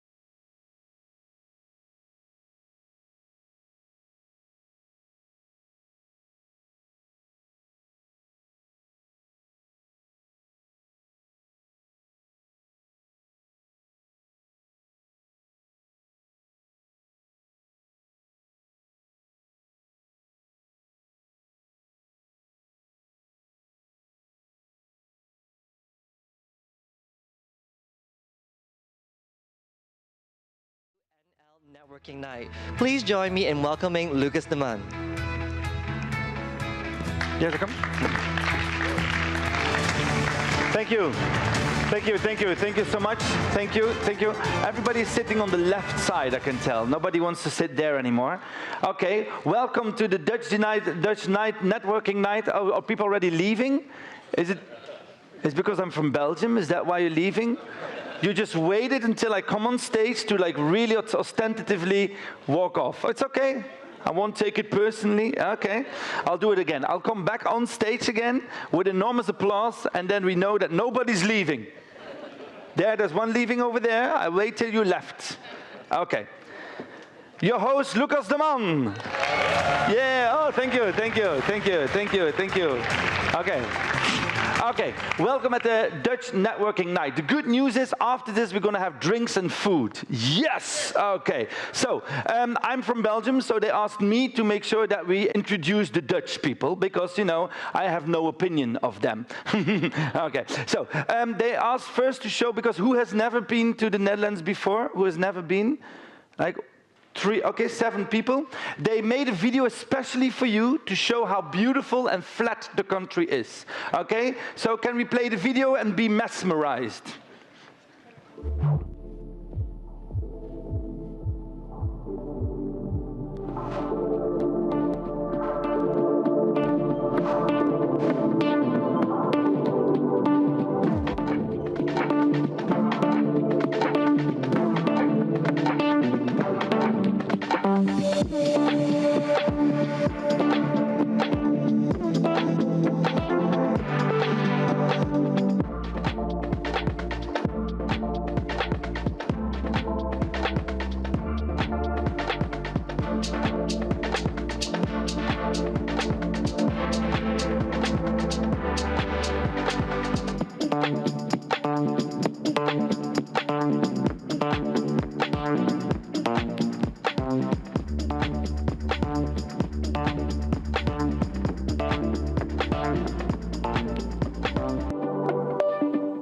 Yeah, applause for the Netherlands. Woo!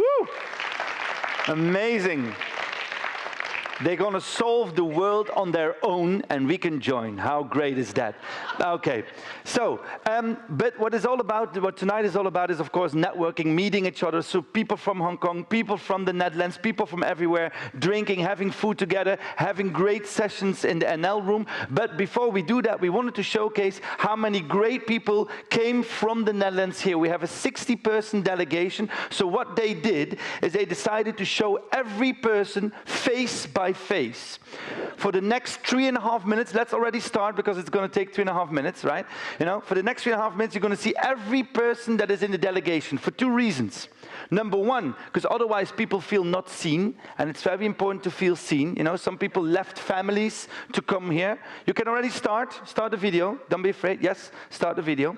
Okay, so it begins with the Netherlands, Creative NL, great organization, and then they're going to show one by one the people. And I know some of the pictures that you're going to see are a little bit fuzzy. Right? That is because not everybody had a picture or was willing to give us a picture. So we went on the dark web and we searched for pictures. Right? Some people would not recognize themselves because we found their true identity. Okay? So you can see we have so many people that all came from all different kinds. And that is what I really like. We have policymakers. I think almost all the policymakers from Holland are here. So nobody's working at 2 of the 3 ministries anymore. We have people from the business side. We have, of course, the designers, architects with us, people from the Knowledge Institute, 60 people, all selected on appearance. And it was very important that we made sure that they looked great. So as you can see here as well, Siep, perfect picture of Siep. Look, wait till you see him in reality. So it looks, even better, that's what I mean, great. And what I really like is that this is the second time, by the way, that the Dutch have been invited at the BODW. The second time. It's the first country to be invited 2 times.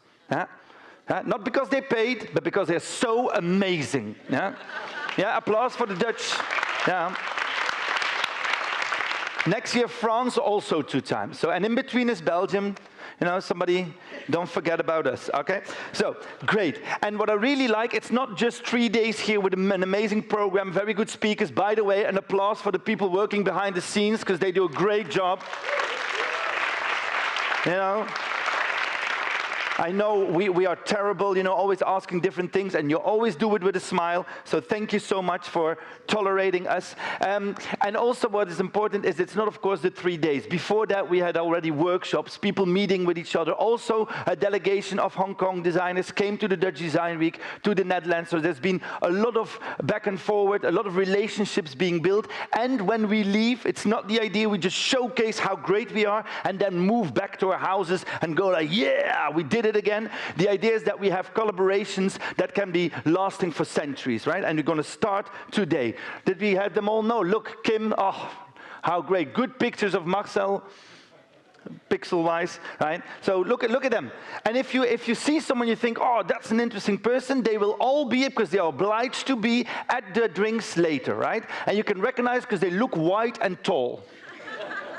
Right? What is also important is that a lot of people helped to make sure that this week was beautiful. I will name the organizations, and then after you can give one big applause, right? Not every organization, just wait till the end, and then one big applause. So, who worked? Of course, the Hong Kong Design Center. They are amazing. Invest Hong Kong, Create Hong Kong, Hong Kong Trade Development Council, Business Environment Council of Hong Kong, Click NL, now we're going to the Dutch ones, Creative NL, Top Team Creative Industries, the Netherlands Consulate, of course, Consulate General in Hong Kong, the Ministry of Education, Culture, Science of the Netherlands, the Ministry of Foreign Affairs of the Netherlands, they're all here, everybody, except for the minister, but she left, Netherlands Enterprise Agency, the RVO for the Dutch people, and many more organizations. Please, an applause for these beautiful organizations helping this night. Francine, beautiful picture. Now we are at the designers. You see immediately the difference. The look in the eyes of the designers is, look at it. Martijn, the pain, you can feel the pain from his childhood. Look, Winnie going like, what's happening? We are almost there, and then, look. Even Belgians, yeah, thank you, thank you. And then Nienke, of course, beautiful picture by Nienke, the hair, you know, dressed like that, Borre, of course, and then we end. These are the 60 delegates. If you saw one that you like, let us know. We will tell you if they're single or not. Okay. Good, now that you've seen all the delegates, also good news, a world premiere, right, happened this morning, so we're going to repeat it.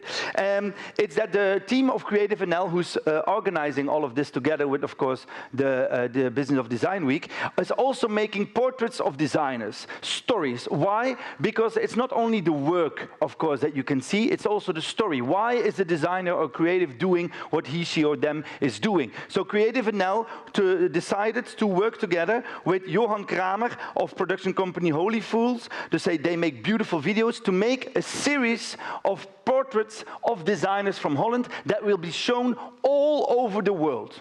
So it could be that you're walking, let's say, in London, and suddenly on a huge screen in the middle of the street, poof, a video of a Dutch designer, right? It could be that you're having a date with a beautiful person somewhere in New York, and boom, a video of a Dutch designer. So the idea is everywhere you go, you will meet Dutch designers and then see what their story is all about. How great is this? So now, as a world premiere, we want to show you the first made video, and it's of course made about Borre. Please listen carefully and see the future of the world in this video. Vision is a very big word. I think my vision is partly follow my heart and listen to the people around me, and then things come together.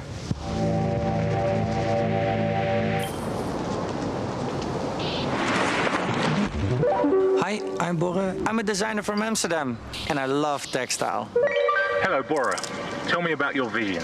I don't know if there's a vision. It seems also logic. It seems so logic that we have to do things different. By Borre is a textile company where we create responsible and transparent textiles, make them accessible for the world, and give everybody the opportunity to create their own. What is it that makes textiles so special? The moment you're born, you're wrapped in textile, and you're engaged with it for the rest of your life. What's wrong with the textile industry? Well, one thing for sure is there is way too much. We produce so much more than needed. So, what would be the dream? My personal dreams are to change the world for the better, to make sure that everybody has access to good textile. I think the short-term dream for By Borre is to create a healthy and responsible company as a showcase that we can do it. Why is Dutch creativity expanding so fast? Well, the Netherlands is one of the most fertile grounds for young creatives. We have a density of creative that's very high. There's definitely one thing amazing that we get of being Dutch. As we are not immediately on a global stage, we get the time to develop amazing ideas into amazing systems or products. Coming from a small place, you have to think larger. Is going abroad important? I think you cannot really evolve or push the boundaries if you don't understand what is happening globally. So I think very important. For my recent trips abroad, I got an analog camera from the director of this film to shoot my own images. Okay, but was the director lazy? No, the director was not lazy. He was, I think, interested in my own visions. I had a lot of trips. I went to Vancouver, I went to LA, I went to Paris, I went to Milan. I shot everybody I met. I shot their work. I shot shoes. I shot structures and a lot of graphics. Very intrigued by graphics, and I captured all the moments that I normally actually don't share. Nice images. Do you also have favorite words? Huh? Favorite birds? No, favorite words. My favorite words are... I'm dyslexic. My favorite word is patience. Why? Because it's the only thing I think everybody should have, and hardly anybody has. That's beautiful, Borre. Shall we end with one special Dutch thing? Veel jeppen. Very special. Do I have to explain it too? Please. Long stick, little water. Try to get over it. Don't fall in the water. Thank you. Thanks for watching.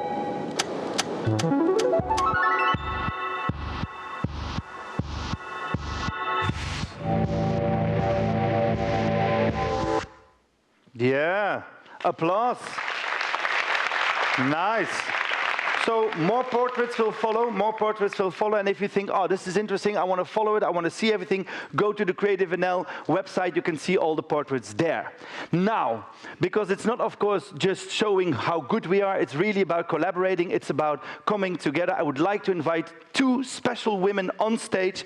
Please, I will first say them, and then you can applaud, and in the applaud, they can come on stage, right? So I first say who they are. Barbara Wolfsenberger, she's Director General of the Dutch Ministry of Education, Culture, Science and Netherlands, the Department of Culture and Media, and Vivica Chen, Professor Vivica Chen, Vice Chairman of the Hong Kong Design Center. Please come on stage with a huge applause. Thank you so much. Come.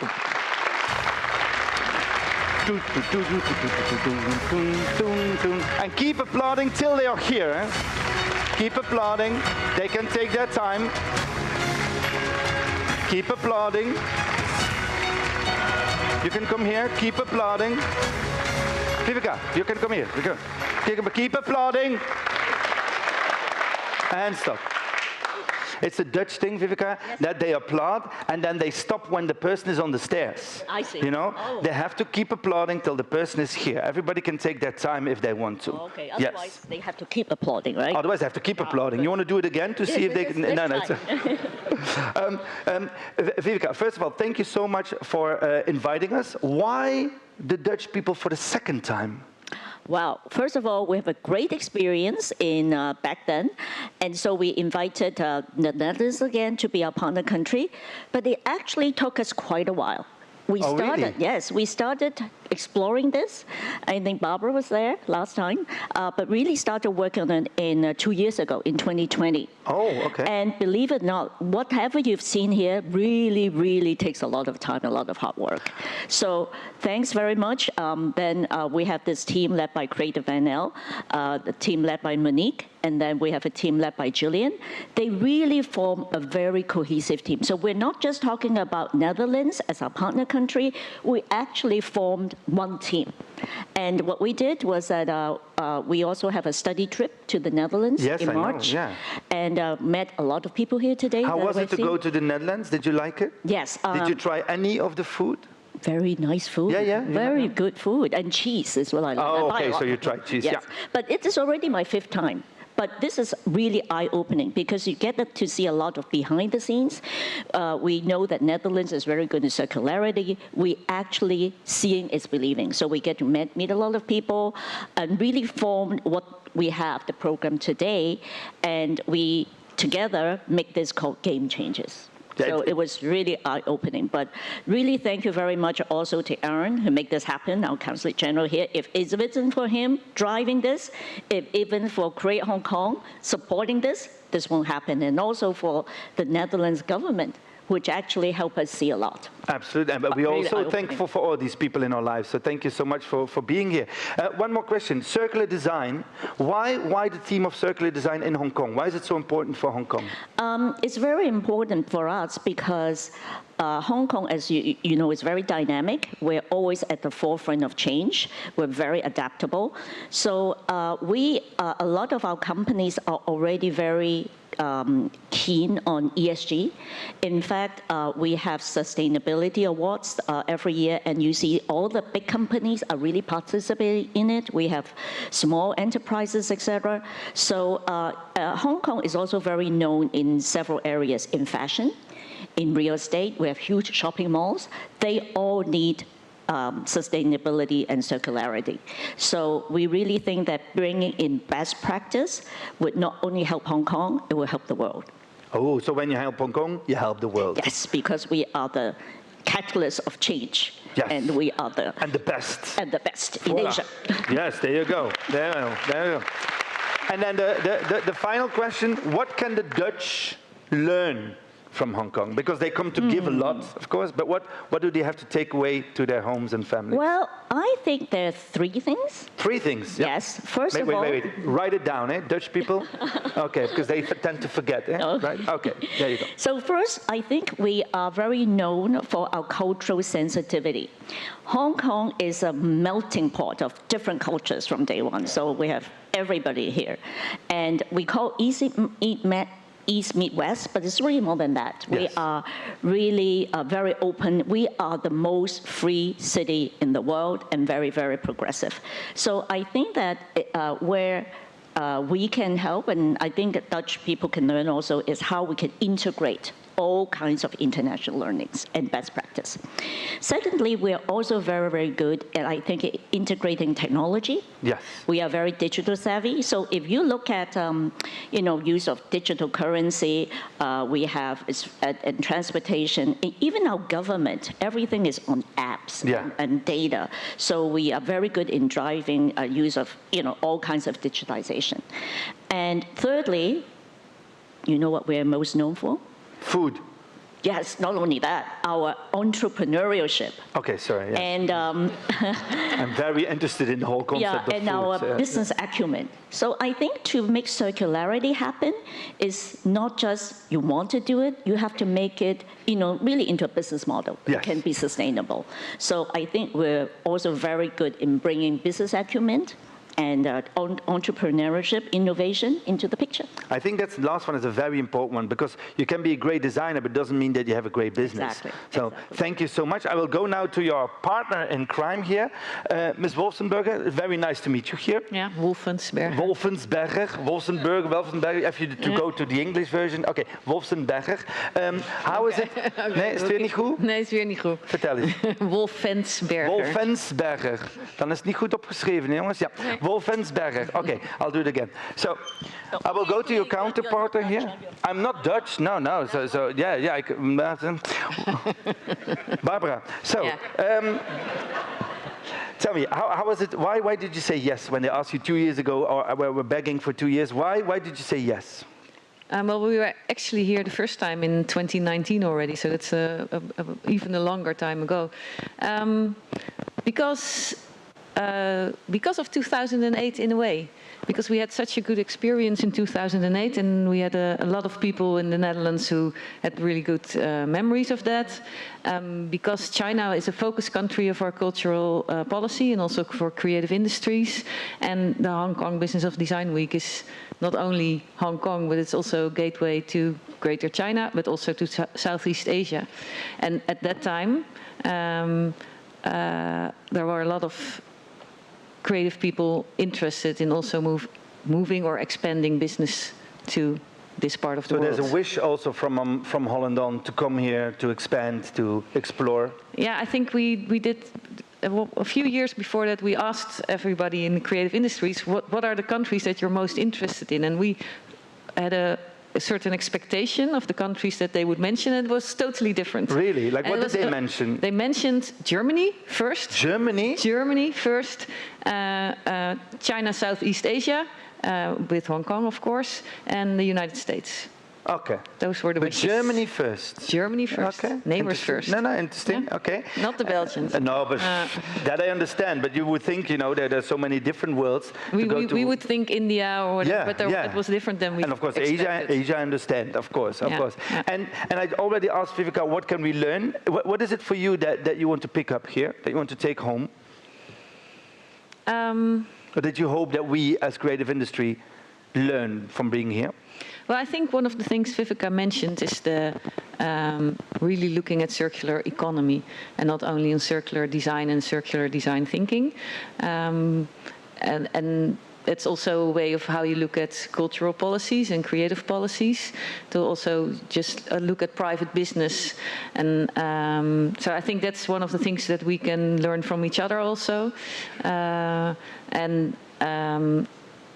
I think because we have sort of similar challenges, but when you look at water, we have similar challenges, but in a totally different way, that we can learn from each other. Yeah. Also, just on the topics itself, not only on the way you do business or on the way you treat design or treat circular business or circular economy, but also on the topics itself. Because we're thematic alike. We have the same challenges. And then last question, I was very interested. We come here now for a week, maybe 2 weeks, and you've been here before. What do you hope that stays when we go back? Well, I always hope the personal connections will stay, because they will lead to more. I'm very enthusiastic about everything that our researchers in the group have done in talking to the universities. I think they visited 4 universities today and did workshops. And I hope that we can really work together also on the research part and knowledge part, because that is really, really important. And I just hope we keep on finding each other and making long-term investments in our relationships. Yes. Yeah. How is that for you? Very good. I think it's so good that Barbara and we have a similar background in advertising and media. Really? Yes. Really? Similar. So just now I thought the video you show is very relevant, because we need also to promote this. It's not the practitioner themselves wanting to do it. We needed to promote to the wider world. So Barbara leads culture, but also media. I think this is extremely relevant, and education. We also need to educate people, young people, when they start to be born, you know. Yes. So all this together, and I'm really looking forward to, as you say, more collaboration. This is only the beginning of a very, very good start, and to build a better future. Wow. Oh. Wow. Okay, I'm going to leave you, have a little moment. You can sit on the couch and you know, talk about marketing and the world. Wow, you know, there was a little love on the stage. Nice. Now I would like to, because we talked about, of course, lasting relationships and about collaborations, because of course we can talk about our work and then go again, maybe work together, but there are also real collaborations, long-lasting, happening, and it would be nice to showcase 2 of them. Can I have on the stage with a big applause, please, Pieter van Os, Simon Ing, Richard van der Laken en Daniel Chan, alsjeblieft. Applaus, applaus, applaus, applaus. Yes. Come on stage, till they're on stage. Eh? Go. Take your time, they keep applauding. Yes, take your time. Suck in the applause, no problem. Yes, very good, very good, very good. Wow, wow. Let's first begin with Pieter and Simon, talking about Circo. Circo, can you please explain, Pieter, what is Circo? Sorry, here. Well, probably you need me for that. So Circo is a circular design program, and we support companies that are intrigued by the concept in a 3-day workshop cycle to make a first start with circularity, and they develop a proposition for customers with a business model, a redesign of the product and the service, and a roadmap for implementation. So how do they come from a current linear way of working to their desired circular way of working? And they are bringing this to Hong Kong, Simon. Yes, absolutely. And I think it's a great opportunities for Hong Kong businesses to, get hold of this, very attractive training opportunities. And what exactly are you going to do? You're going to start a Circo hub here in Hong Kong? Yes, literally we are, building a local Circo hub, but actually that would be part of my organization, Business Environment Council, because we already are doing a lot of training on different topics. Circular economy is one of them. And it's like having the circle and the concept and the training methodology would, strengthen us, in terms of providing appropriate training to our partners. So you get actually that the businesses themselves learn how circular economy works so that they can have sustainability as a business model. Yes, absolutely. And I think it's important to turn the concept into practice and really operationalize these circular business approaches. Great. And how is this going to work? Are you going to send some Dutch people, they're going to live here forever and then teach, or how is it going to go? No, so our concept is to train trainers here, so that those are all trainers that are working for BEC, and so we have to come here one more time in order to train the trainers, and then BEC is fully empowered to use our methodology. The only thing what we want back is their learnings, because then we can improve our methodology and yes, and lessons that they learn. And lessons learned, because we do this in 20 other countries as well, so we can share all the learnings and make, well, the circular economy accelerate even faster. Beautiful. So people from the Business Environmental Council, they will train then the people from the businesses in Hong Kong. Yes, and I think we also would invite other interested people who would like to be trainer to get trained. So it's not just our colleagues, it's also anyone in Hong Kong who would like to contribute. But this is a beautiful call. You know? Those who want to be a trainer, being trained by the trainer and then train other people, let us know. Right? Now we know how they look like, so that's great. Okay, stay here, then I first go. Thank you, an applause, yeah, of course. Thank you. And then another collaboration is about what design can do. Richard van der Laken and Daniel Chan. Please, Daniel Chan as Department Head of Architecture, Interior and Product Design, Department at Hong Kong Design Institute. Damn, what a title. Why do you want to work together with what design can do? Can I understand? Yeah, actually our schools is a multidisciplinary institutions. We cover a wide range of programs, and also we focus on sustainability recently, and also entrepreneurship and social awareness like ESG. And we think that this all these objectives align with the challenge carried out by what design can do. So that's why we would like to collaborate and bringing Richard to our schools as well. And Richard is going to come to your schools, and what is he going to do then? He's going to carry out workshops and training to our students to broadening their knowledge in circularity. I think that will happen in early January 2024, next year. Early January. So what are you going to do exactly? You're going to train, teach? Yeah, well, to give you a little bit of a broader perspective, what Design Can Do is an organization that wants to empower designers around the globe to work on those big issues, like sustainability, circularity.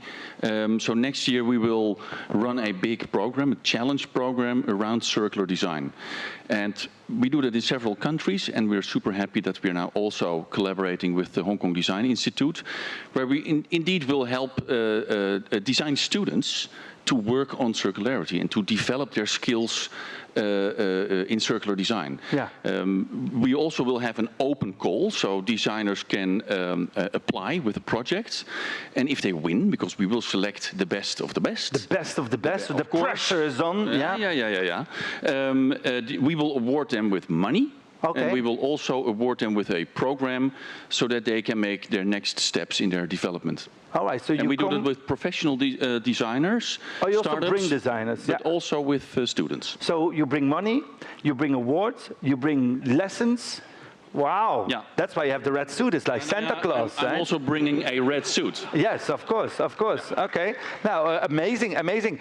Why do you need a Dutch guy to teach you about circularity? I was in the delegation in last March that joining the visit to Netherlands, and we found that Dutch designers is really good at circularity, circular design. That's why we keen to bringing experts from Netherlands to Hong Kong. Yeah, and then of course learn it, make it more into business, what we can then bring back to the Netherlands as well. Sure. Wow, amazing. Now, to celebrate these, first of all, applause for these two beautiful couples. What we're going to do now is that we're going to take a photo. Together also, Vivica and Barbara, if you want to join these men, please. And then you can come on, Monique. Please, an applause for Monique Knapen. She organized the hell of it, yes. You can, and come a little bit closer, all of you, come a little bit closer. And then you get a game changer. You can hold it like this. You can get to show that you are game changers, and also that you love the fact that we all talk about game changers. And then we're going to take a picture. Please smile into the cameras, right? Who's going to take 17 people are going to take a picture. Yes. So just look just straight ahead of you and think game changer, game changer, game changer. Yes. Or food, drinks, later on, marketing education. You can think of all these things. Are we there? Okay, more. There are people waving, more cameras being pulled out. Some people are just holding a camera, not even taking pictures, just, being part of the group. Okay, we have 2 more pictures. Yes, people want attention. Look in the camera, be happy. It's a long life collaboration. You will love each other and probably, don't fall, don't trip. Yeah, are we finished? No, wait, 7 more people, and stop. Please, a big applause for all these beautiful people. Thank you so much. You can leave the stage now. and then return this because we need it for something else. So you can, yes. Circularity. Yes, circularity. We reuse it constantly. Oh, look at them, beautiful young people, you know, changing the world already. So, beautiful people and others. The good news is that the official part, I mean, we always have to have an official part because we are so proud that everybody's here, but at the same time, you know, it has to be official. It's over. What we're going to do now is invite all of you, or those who have an invitation, some of you probably won't, but most of you, we invite to come upstairs, and then on the terrace, so if you go upstairs, and on the right, you go outside, around the block, we have tables, and you get food and drinks. Food and drinks for free. This is something I never see in the Netherlands. This is next level thinking, food and drinks. But the good news is, because some of you were not all day listening to all these talks, some of you came especially for the networking night, the good news is we have 4 amazing panels, programs in the room NL. So every time I will announce when there's a panel, one is about fashion, we have about architecture, so different panels, I will announce them. We have beautiful speakers, designers from the Netherlands who stayed up for 24 hours to really be there tonight to give you all the information. So you can have food and drinks, but 4 times you can also see a panel. So please also do these panels, because otherwise these designers are sitting there lonely, and they're already very lonely, okay? So thank you so much. Go upstairs and enjoy the food and drinks.